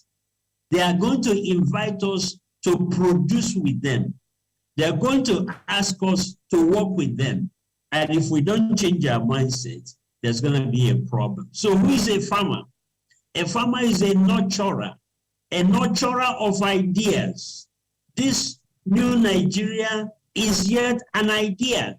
So we need farmers that will nurture it. We need farmers that will encourage it. We need farmers that are looking forward to a great harvest. Number two, to nurture and to grow, it requires thinking. We need people who can think, who can contemplate, who can meditate, who can innovate. Okay? It will require mental engagement. It will require sitting down to design systems. For example, after we win the election, how are we going to train the people? How are we going to harvest this massive support that people have for Obi and Dachi? How do we convert them into competent leaders that can actually man various leadership structures of the party and in the nation? If we don't nurture them, if we don't think through, if we just get caught up in the emotions of the moment and we are not thinking how to harvest, how to harness, what systems to deploy, what curriculum would develop these people, if we are not engaging deeper, then we're going to go back to business as usual, because emotionalism is not enough. We must develop systems and structures that will deliver. So who is a farmer? A nurturer who is looking for opportunities, who is looking for seeds to develop, who is looking for great idea like the new Nigeria. And a nurturer doesn't eat immediately. He doesn't eat the seed. He plants the seed. Every money given to us, every opportunity given to us in this election is a seed.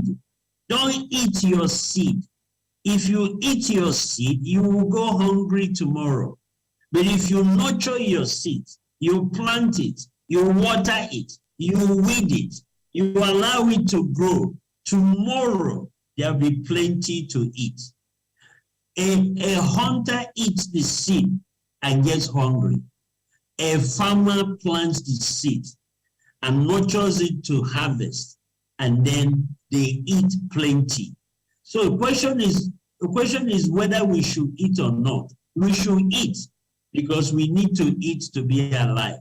The difference is, where do you eat? When do you eat? You don't eat at the onset. Everything given to you is a seed. You nurture it.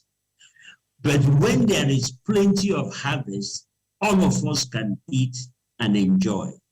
That's the difference between a farmer mentality and a hunter mentality. The farmer has what we call delayed gratification. The farmer has delayed gratification. The hunter has what we call instant gratification. So as we begin to round up, may we go into this campaign, not just this campaign, but the leadership of Obi and Dati must be a leadership marked with farmer mentality, being patient, working hard, nurturing, and waiting until harvest before we eat. That is what's going to change the new Nigeria, where people are patient, everybody's ready to work hard, everybody's ready to contribute, and when the result of our efforts come out, we shall all enjoy it together. I pray that God will help us and realize that we voters, we are co-owners of the leadership of Nigeria. In fact, we have the lion's share of the leadership of Nigeria. May we not miss this opportunity to rule with God. Psalm 127 says, unless the Lord builds a house, those that labor in vain. And then it goes further to say, children are blessings from the Lord. They are rewards. And then it says further that blessed is the family, a man whose quiver is full of them. He shall meet his enemy at the gate. The church has raised many children. God has blessed us with many memberships. God has blessed Nigeria with a great population of children. May we harness them. May we train them and nurture them to be farmers so that they can meet Nigerian enemies at the gate. Next month is a battle for the future of Nigeria.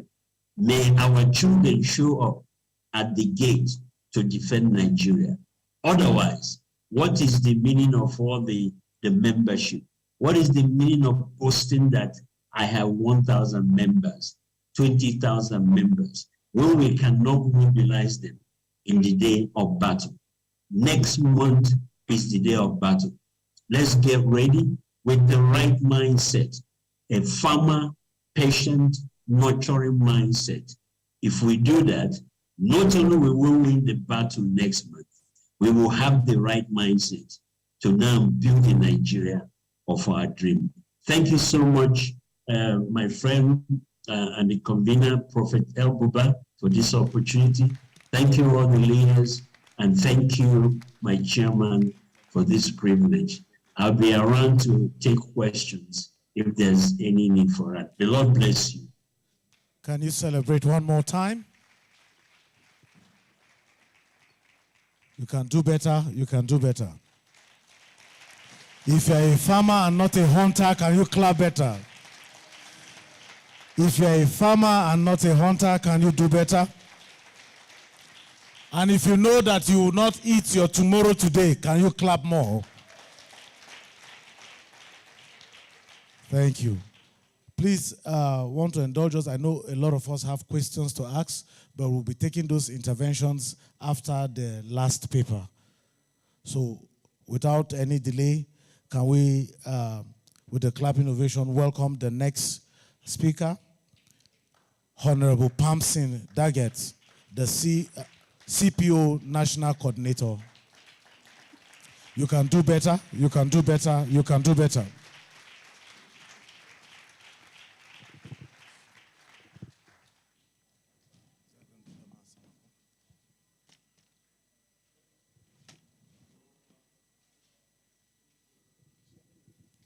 Thank you very much. Permit me to use this opportunity to humbly and rightly so acknowledge and appreciate our daddy, the Prophet Musa El-Buba, for accepting us, hosting us, and giving us the opportunity to interact. In the same manner, I wish to appreciate the team that put these things together under the partnership of the CBBN, the Director General, Reverend Midoki, the National Director, my father, Reverend Dr. Chumpanchu, the Vice Chairman, actually, I have missed protocol, the Vice Chairman, Professor Haruna Dabin.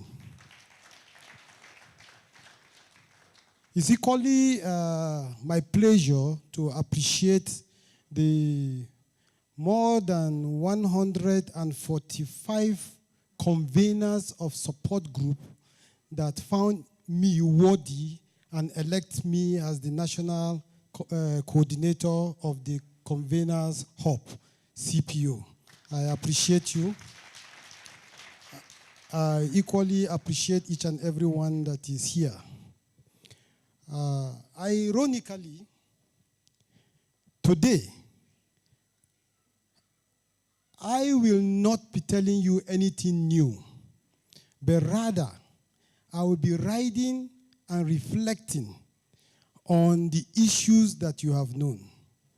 Again, the keynote address by our father, Prophet Isa El-Buba, and the first speaker by the professor has already given the substance of my presentation. Mine is just going to be a reflection on that substance that has already been laid.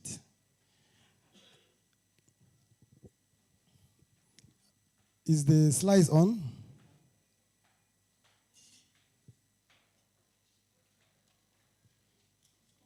Okay, thank you.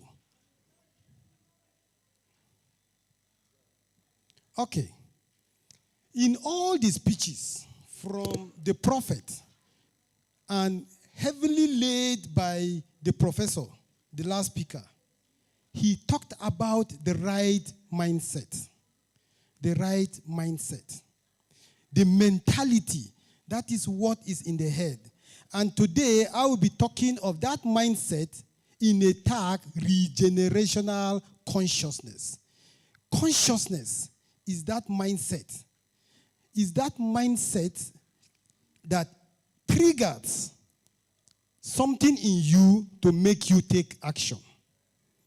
So I will be speaking rather on a regenerational consciousness. That thing that triggers you to take action. When you are at home and we have our children playing, and a child did something, even though you love him, you take your time and then spank the baby. Something must have triggered that consciousness that that thing is wrong and you need to take action to correct that issue. That is a regenerational consciousness because you want the child to be a better person.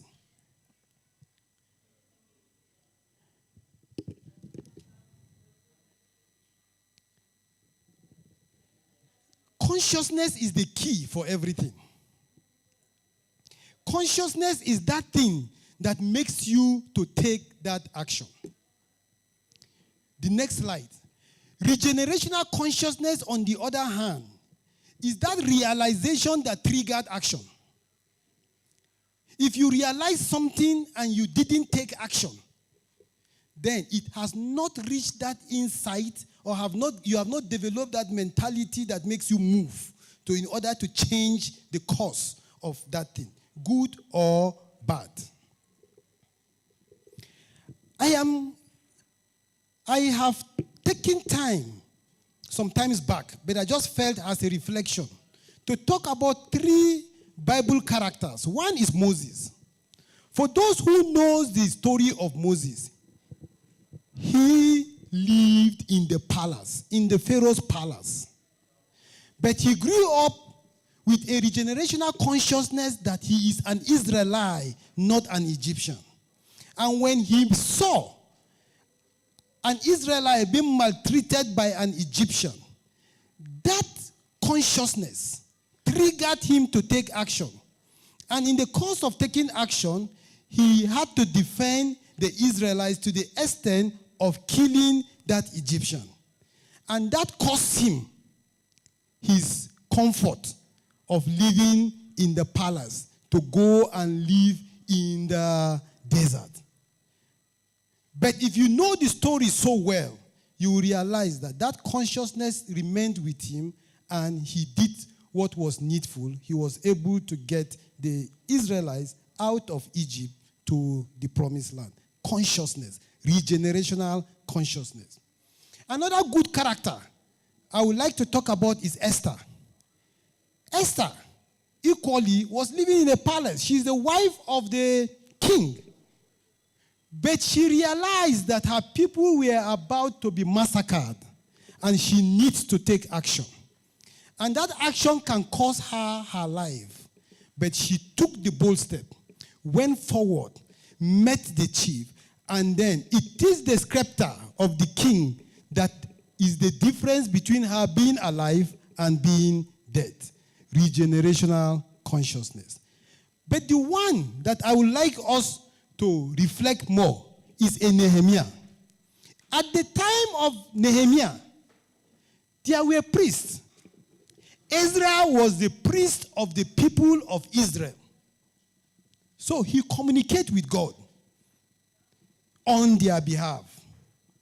In the same Israelite, at that time, there was a prophet Malachi. But at that period, Israel's wall or Jerusalem wall had broken. Nobody had the gut to rise up to make sure they built that wall to defend Jerusalem. It took Nehemiah, who was comfortable in the palace, to come after he hears say from people who come to trade. This is the sorry situation of their place. That is the state we are today. Our walls is broken. The walls of Nigerian economy is broken. The walls of our security is broken. Everything that makes us human and be part of the claims that makes us a nation, that is broken. We need a Nehemiah.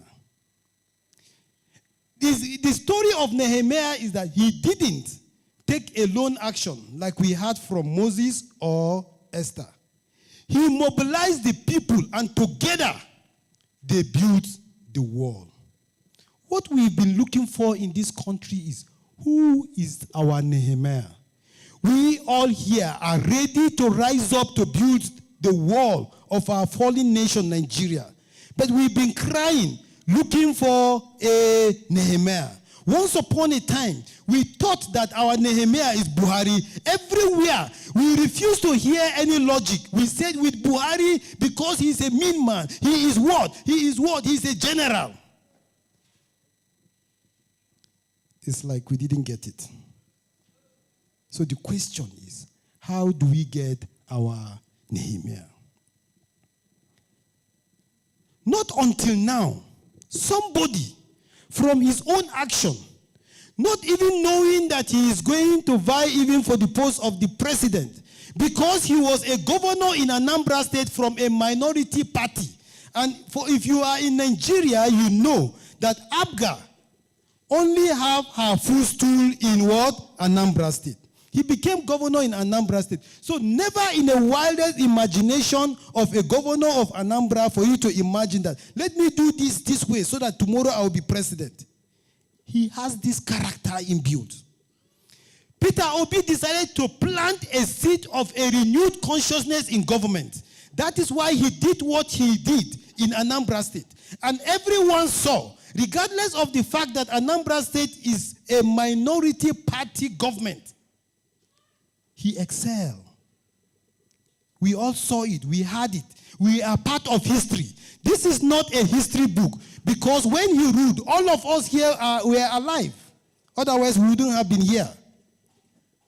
Because of that seed of renewed consciousness, Obi showed us how he watered that seed with efficiency of service delivery.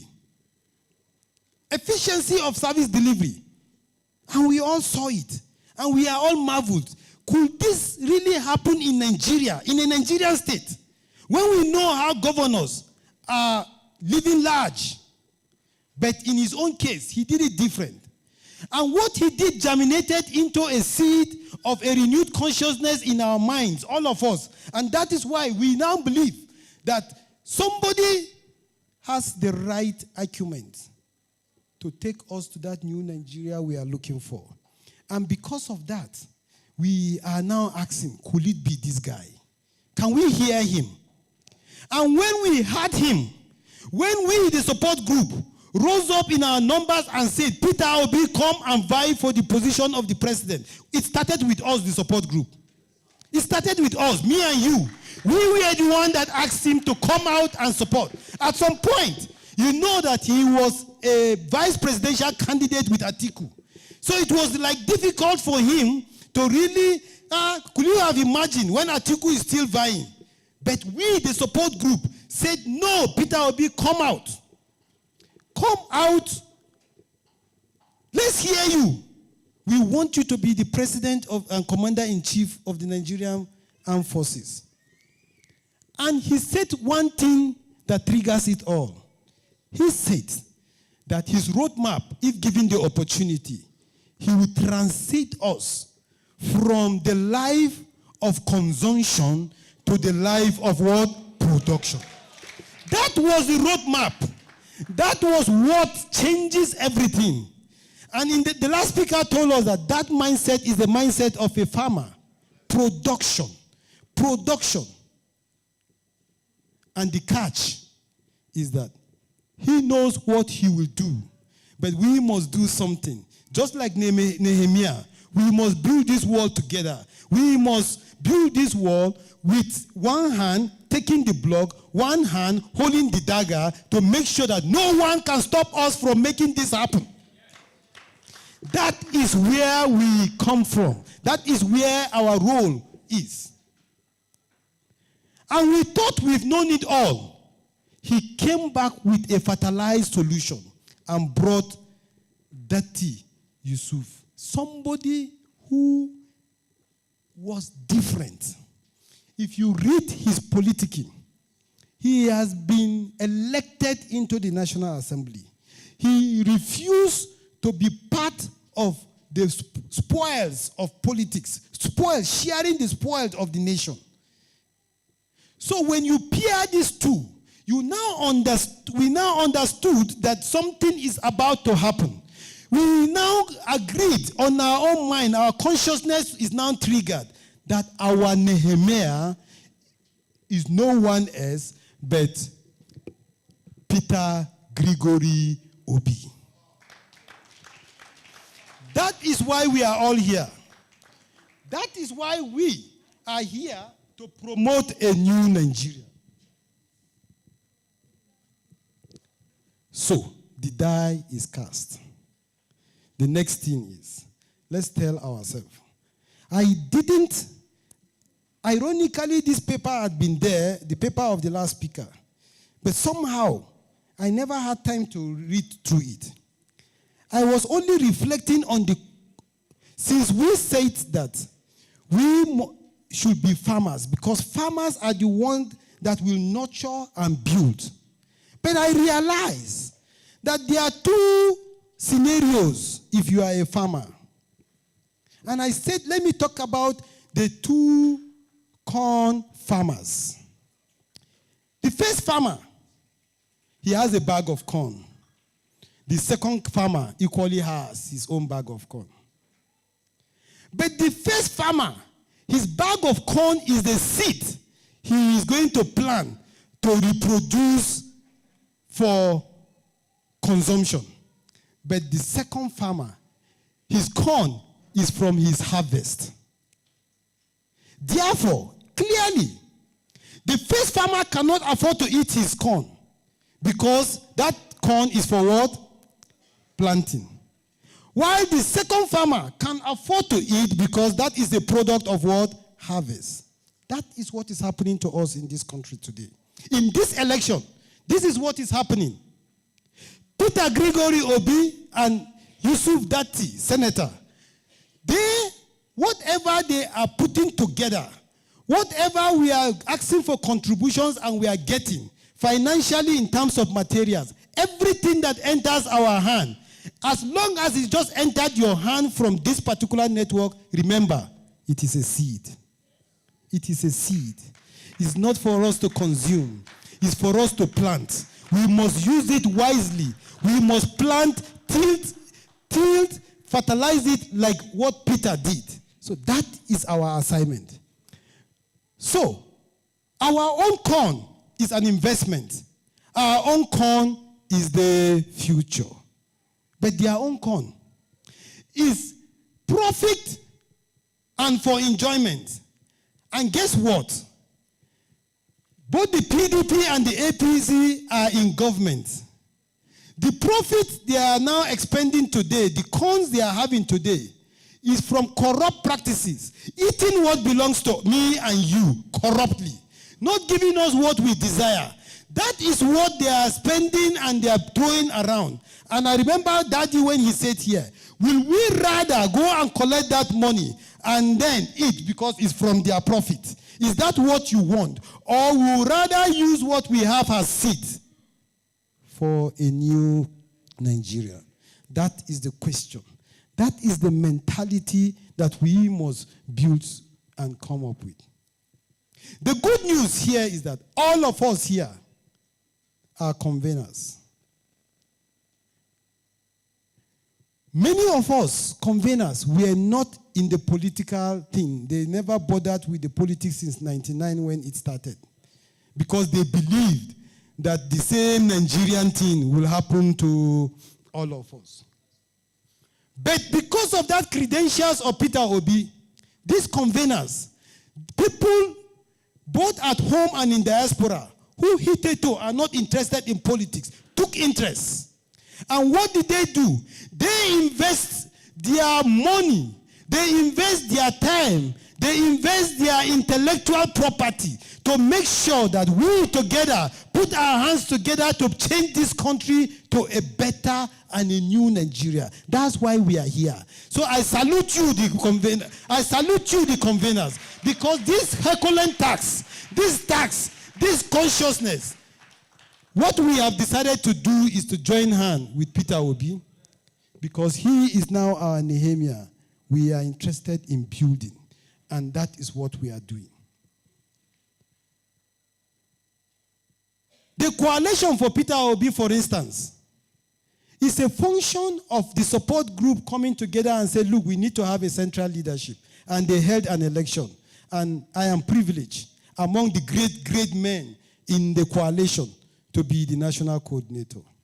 In the various states, they equally held an election and appoint monitoring and evaluation people who are here today in order to manage the state. At the zonal level, they elected people from amongst us to become that.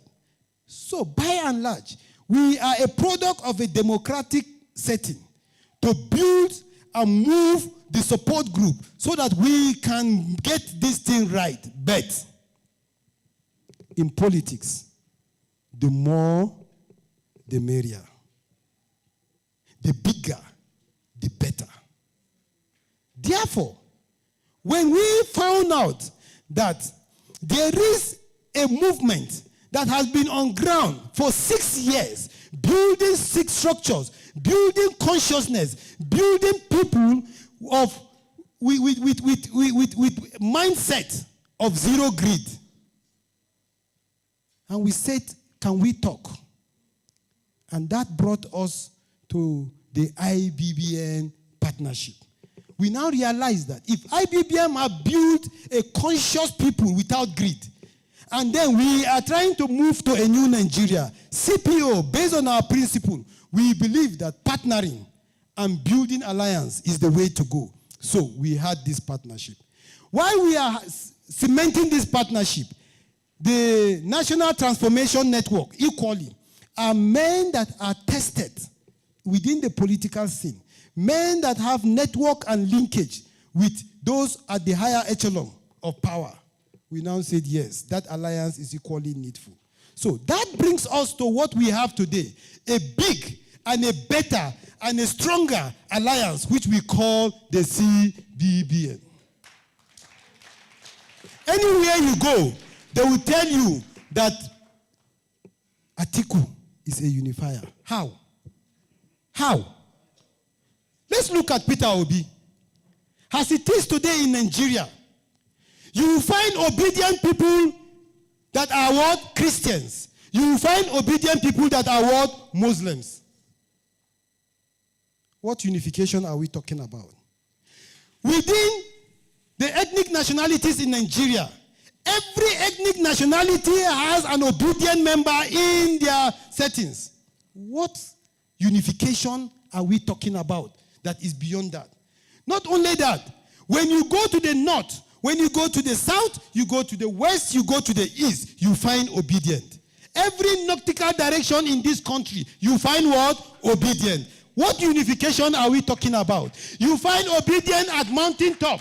Here on the plateau, you find obedient. You find obedient at the valley. You find obedient at lagoons. Where we find obedience at the creeks and the mangrove. Everywhere in this country, no matter the topography of this country, you have an obedient. What kind of unification are we talking about? What kind of are we talking about? You find female obedient, you find male obedient. You find young obedient, you have old obedient. You have father, mother, children, family members obedient. So, if you are talking of an obedient person or a unifier in this country, then we are talking of one man. One man who has taken a stand that have unified us as a people. The biggest unifier in this country as of today is no one else but Peter Gregory Obi, and that is why we are here. So when we are talking about unification, this is the man we are talking about, not anyone else. So let's not be deceived with syntax. Let's be talking about the real thing, our assignment. If you go to any motor park, you are going to have this characteristic. You are going to have the driver of the vehicle. You are going to have likely the owner of the vehicle. In this movement we are going on, the owner of the vehicle is Labour Party, because the vehicle is the Labour Party that we are seeking this election on. Are we together here? The driver of this vehicle is the PCC. But in every park, in every motor park, no matter who you are, no matter how many vehicles you own, the vehicle will just be in the park. No matter who the driver is, no matter who the driver is, the vehicle will not move until it is what? Filled. Who does the filling? The conductor. That is the mentality that we, the support group, in this critical final phase, we must develop the conductor's mentality. We don't own this vehicle. We don't drive the vehicle. But take it from me, we will hustle passengers into this vehicle. We will get people to get into this vehicle. That is our job. That is why we are here. That is the alliance. This 1 month, these 28 days, we will be hustling. We will go to the mountain top. We will go to the valleys. We will go to the creeks. We will go and hustle. We will hustle voters. We will get people into this bus. Because this bus you are seeing has been certified by INEC that it can drive itself to Aso Rock. And that is where we are going. That is where we are going. What we need to do to drive this movement, we need grassroots engagement.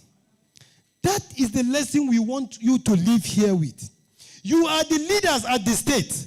But elections will not be we will be won within living in the state capitals only. We must get to the grassroots. When we say we are going to the grassroots, when you look at the political structures in Nigeria, you have constituencies. The lowest constituencies is the ward. And within the ward, you have the polling unit. That is where the grassroots is.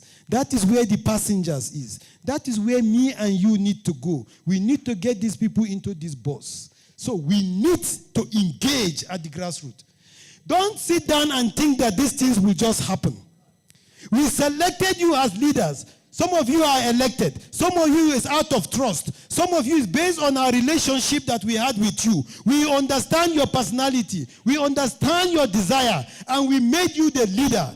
Now is the time to move to the grassroots. So you must organize grassroots meetings.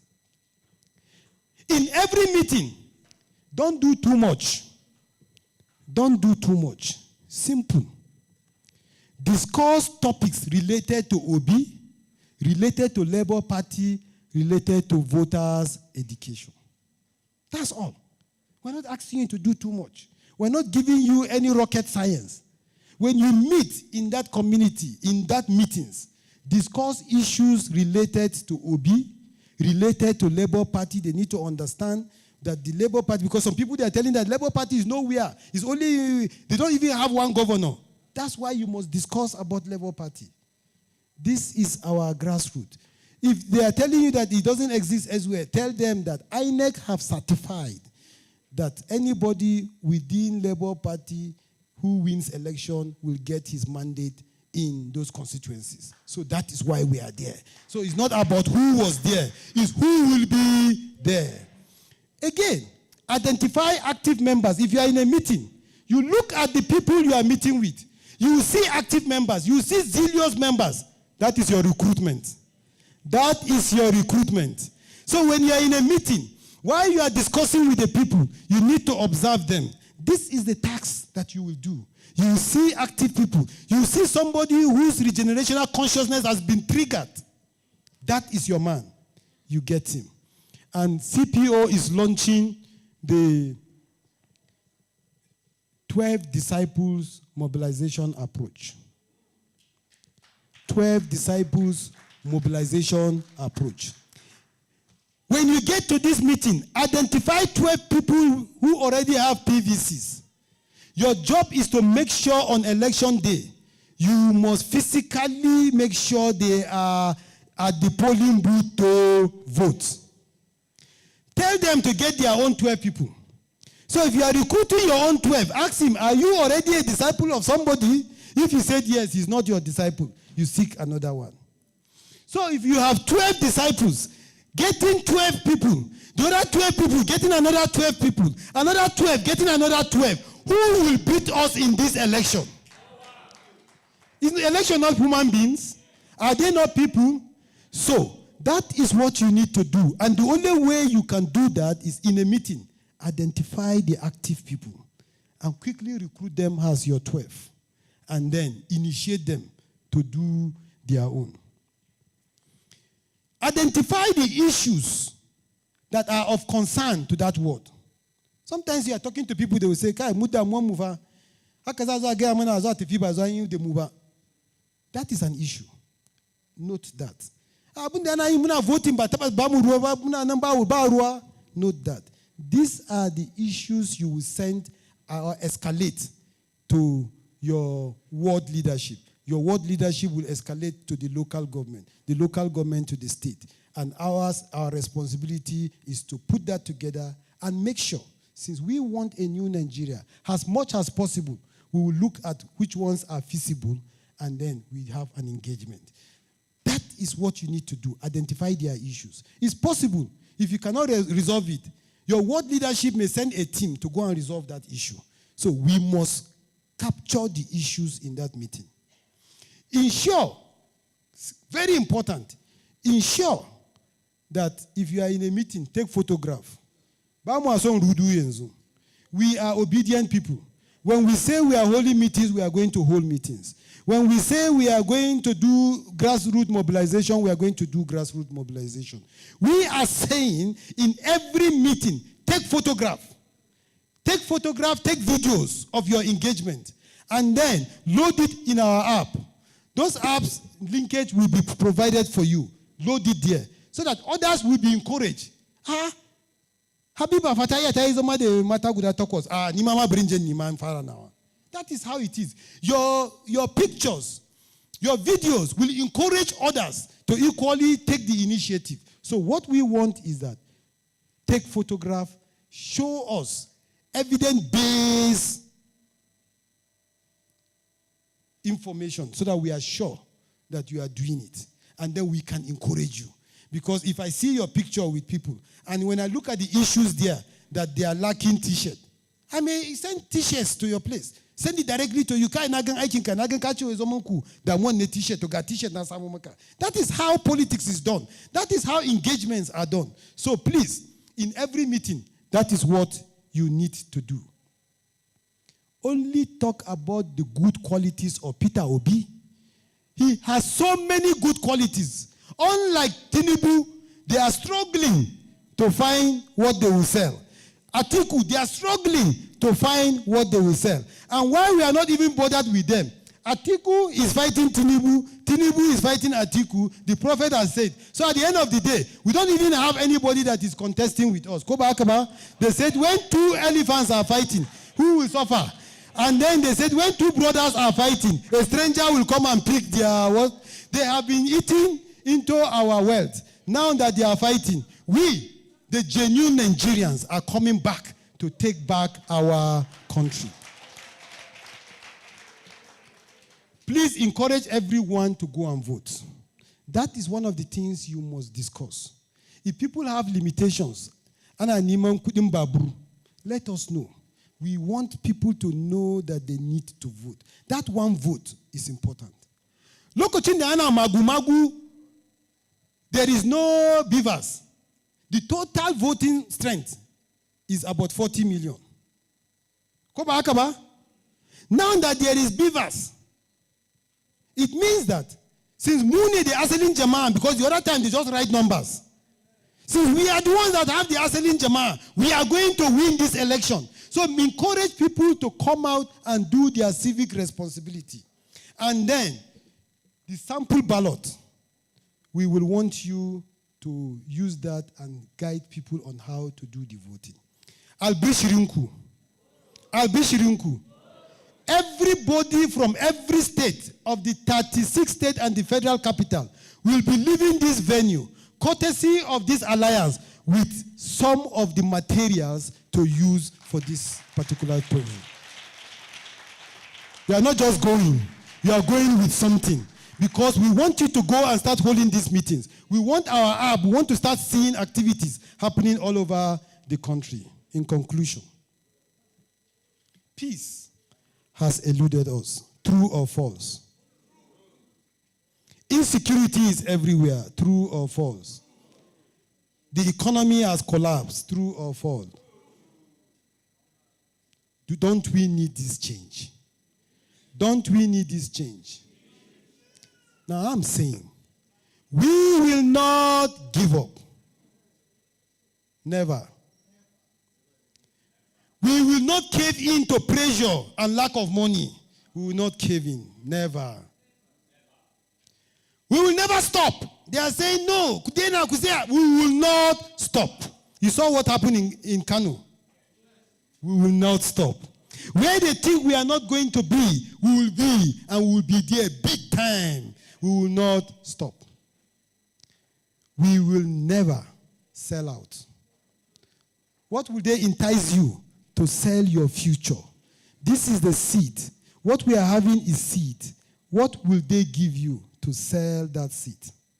What will they give me? What will they give any of us? Let's do our part. Thank you very much, and God bless us all.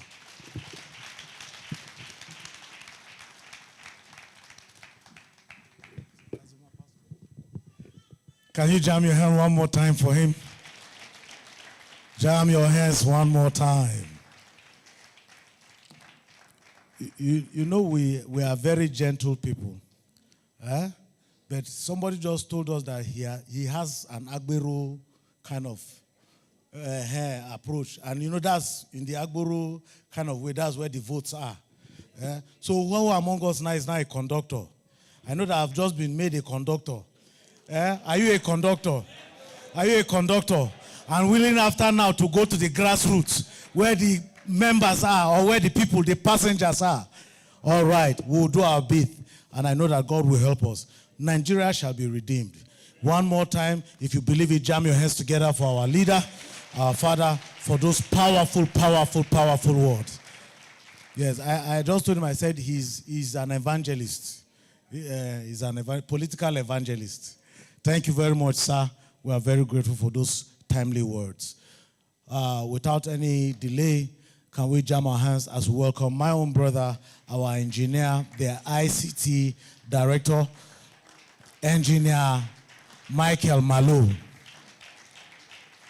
If you clap louder, he will come faster.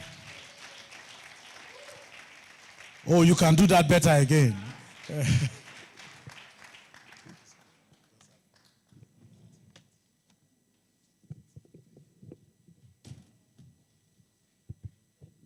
Thank you very much. First of all, I would like to start by saying a big thank you to my father.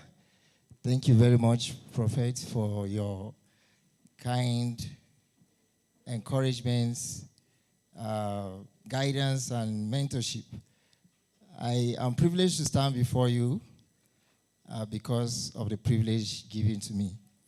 Thank you, every distinguished parents and comrades, leaders from different support groups. Thank you so much for making it out for this meeting. My name is Engineer Michael Malo. I'm going to be sharing some of the things that has to do with ICT-related strategy to win this election. I would like to project my screen so that we can follow through together.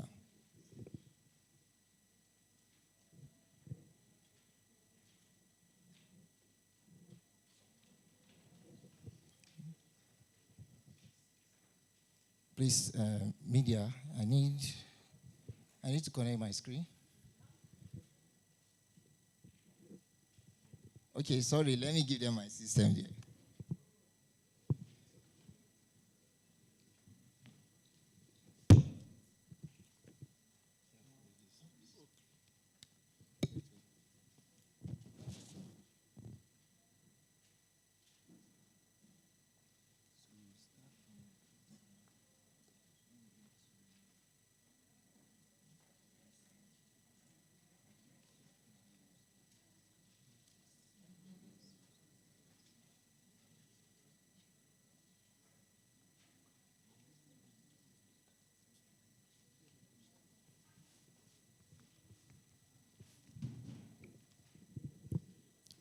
All right, sincere apologies.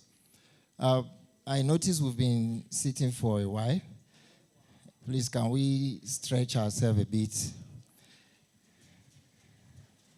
Thank you.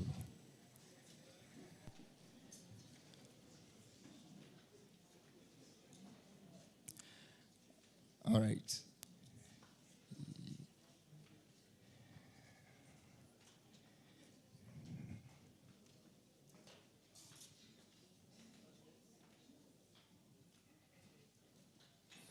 All right, you can sit down if you're done. All right, we'll just start before the screens will be projected. By the special grace of God, we had a meeting last year where so many of us volunteered to join the ICT Directorate. If you're here in our midst, can I see your hand up, please? If you're part of the ICT team that were in the last year meeting, please let me see your hand. Just wave. All right, thank you for coming. These are people that were privileged to be in the first meeting last year, precisely in the month of November. And we continued in that fellowship. I think from that very day, we've never stopped having meetings every day. Sometimes we meet twice a day. That's the power of technology. Distance is not a barrier.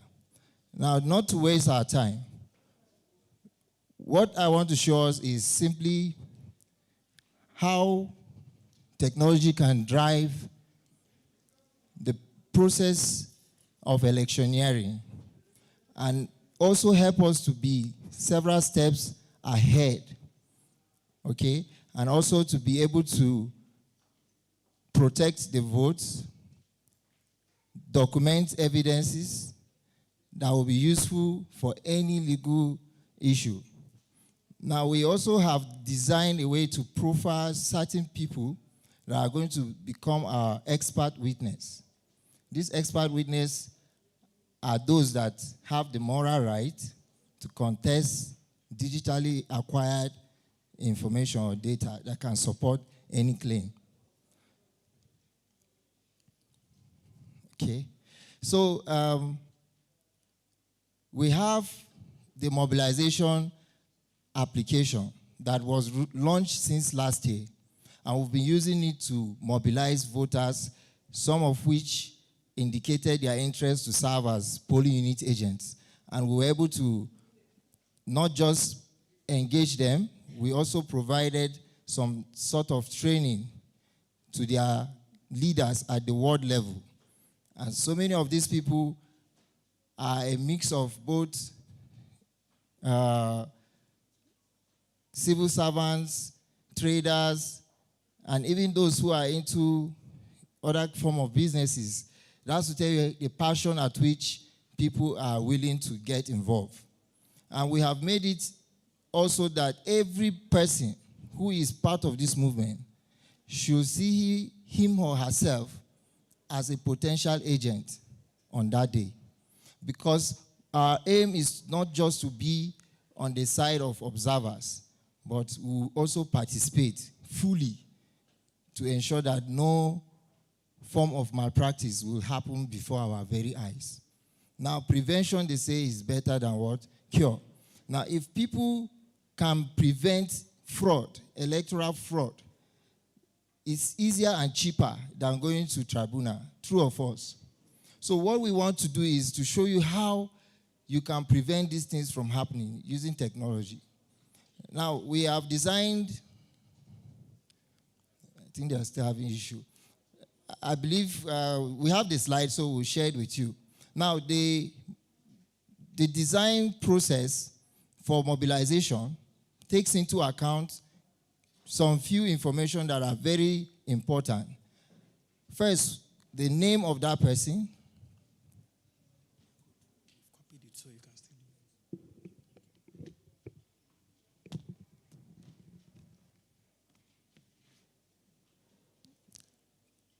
Thank you.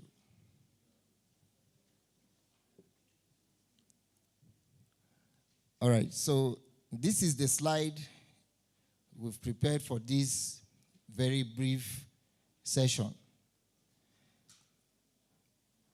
All right, the first slide, which just introduces the title for this very session, is a training on voters mobilization and the 2023 election monitoring. Now, the training topics are to introduce us to the mobilization platform and the ideal election agent data for INEC compliance, and to track the tracking mobilization progress with Project Watch, and to capture evidence-based reporting with Project Watch, and how to report without breaching the Electoral Act. Now, the first slide, you will see the letters A, B, C. Now, this section A is your biodata, or the biodata of the voter. Okay? Then the second section deals with the contact information. We are aware that some voters don't have phone numbers. Some of them share the phone number of a family member or a neighbor. So the system is also smart to know that this number has been used before, but in a way it will still tie it to that person as a way to reach that particular voter.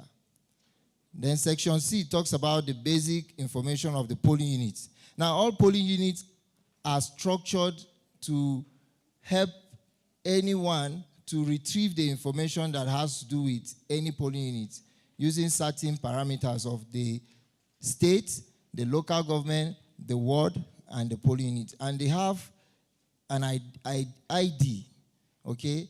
For the sake of simplicity, we did not include the ID there so that you don't be confused.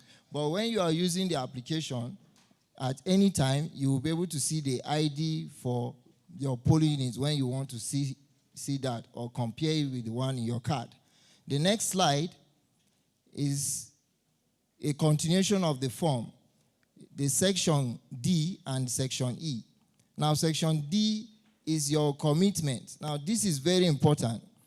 I want to draw our attention to this important section called D. Now, this voter commitment for agents, if you want to be an agent or an election worker for Labour Party, there is a contract that you are about to enter. That's why they are asking you for your commitment. It's not like we don't know you're obedient, but they are still asking you, are you committed to voting Peter Obi? If you say yes to it, it will ask you, do you want to be a polling unit agent? Yes or no. If you say yes to it, it will pull down the passport upload section for you to upload your passport. Then at the same time, the check button below where you see it says click, by clicking submit, you are agreeing to our terms and privacy policy, terms of use and privacy policy.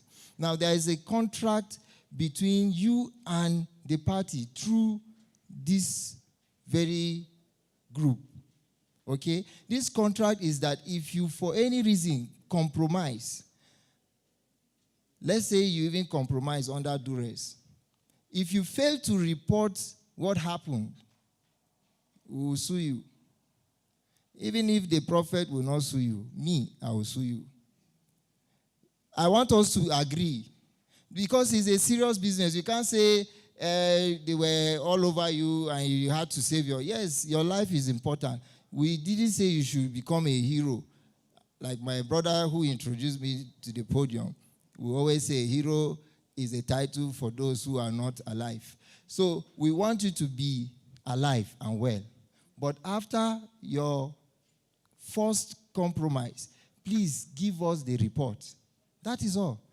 Give us the report with the evidence that they force you to change the result and gave you 10,000 or whatever it is. Don't spend the money because that's your evidence. Tie it together and submit it to the leadership of that ward. Are we together? If not, you've already entered a contract. This contract means we will sue you. It doesn't matter if the word is negligible, infinitesimally negligible. It doesn't matter. Then going forward, the support group you belong to is also very important to us. Because so many people have heard so many people who did not understand this platform. They think it is the idea of maybe the leadership of CBBN to bring in people from everywhere and say these are their people. No. The prophet is someone who's, I don't know, I've never met someone like him before. To be honest, I used to hear about people, but he's someone very exceptional. It was still in the interest of making sure we are able to achieve much more together that made him to open up the doors to say it is no longer IBBN. This IBBN project started since 2016, and he shared some interesting insights, how this same strategy, he sold it to the people of Kenya, and that was what delivered the election victory for Kenyans. And he could have done the same thing, IBBN all the way. But he said no. If Nigerians have woken up, why he was running IBBN in 2016 in preparation for this day, you would say, how did he know? He's a prophet, so God showed him. If he is preparing and he knows that there are more like minds, then why not open up the door so that more people can come in and let's do this job together? And that is how the Coalition for Peter Obi came on board, NTN came on board, and several other support groups that if we have to list them, it will be an endless list. And every one of you here represent one or two of these support groups, true or false. Please clap for yourself. Now, in the course of events, we are also aware that this support group must be acknowledged. That is why the column under section E focuses on the support group. So please, when you go to the field and you're mobilizing these 12 disciples, like my daddy would say, the 10 polling unit canvassers plus the 2 agents, first agent and backup agent, making 12, isn't it? So when you go to mobilize these 12 individuals, make sure you confirm whether they are already existing in a support group. And please do us well to indicate that, because we have our analytics that will help the support groups to be managing these people on our behalf. The next slide talks about what we call the referral code. Now, the referral code strategy is to acknowledge the effort you have put out there. If you mobilize 12 people and you use your referral code to register them, automatically the system will show that you have achieved this number, not someone else. Despite this is the support group the person is under. I don't know if you understand. So it's to reward you, because all of us here, whether a Christian or Muslim, we know that there is a principle of reward for everything we do, good or bad. And we want to see that at the end of the day, we can acknowledge those who did the job. That is the essence of the referral code. Now, in summary, you can see the information that is required and the information that will require you to impute the value by yourself. So the section A, B, C, D are more or less the information that matters the most. Then we added something called the party proof of membership.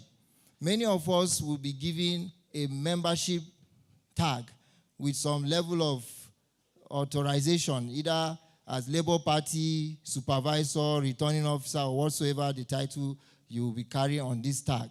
So that while you're in that polling unit, with that tag on your neck, INEC officials will not talk to you anyhow. I don't know if you understand. So please, just bear in mind, these tags are already ready. Once you have this information submitted to us, the day we will be issuing this tag, after the chairman of the party must have endorsed his signature, automatically you will receive this as SMS to download the tag, or it will just drop in your email box. And if you're not any of these that have a phone or email, because you are already connected to your ward coordinator, you will get this tag from the ward coordinator. Are we following? So, this is a typical tracking tool for your performance. On a weekly cell meetings, like Honorable Pouncing said, the meeting is not a rocket science meeting. It's simply selling our principal, telling them about him, and also preparing them on what they need to do on election day. How do we track these meetings? Is also still through this application.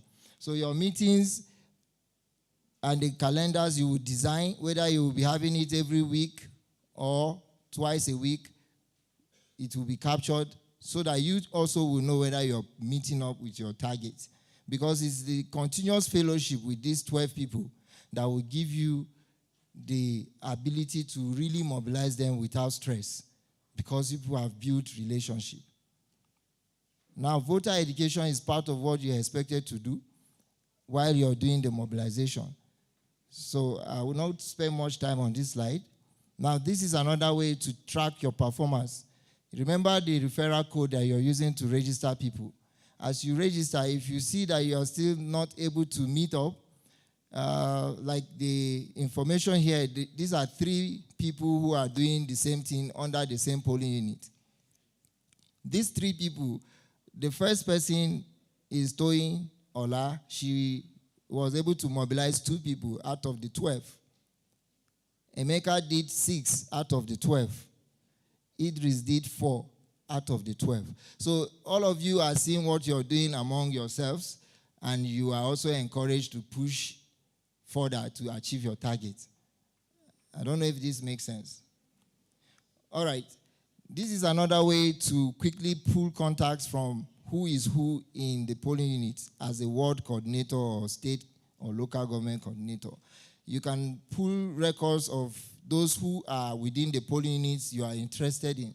Maybe you want to invite them for a meeting, you want to have one-on-one meeting with them. You can pull their record and send them bulk SMS, which has been built into the application. But it's not for us to abuse the use of the bulk SMS, because, you know, it was pre-funded to ensure we have easy communication, you know, mechanism among us. So pushing this bulk SMS will reach out to these target people, or you could simply call them if they are not beyond call. Okay, if the numbers are not much to call, you can reach out to them.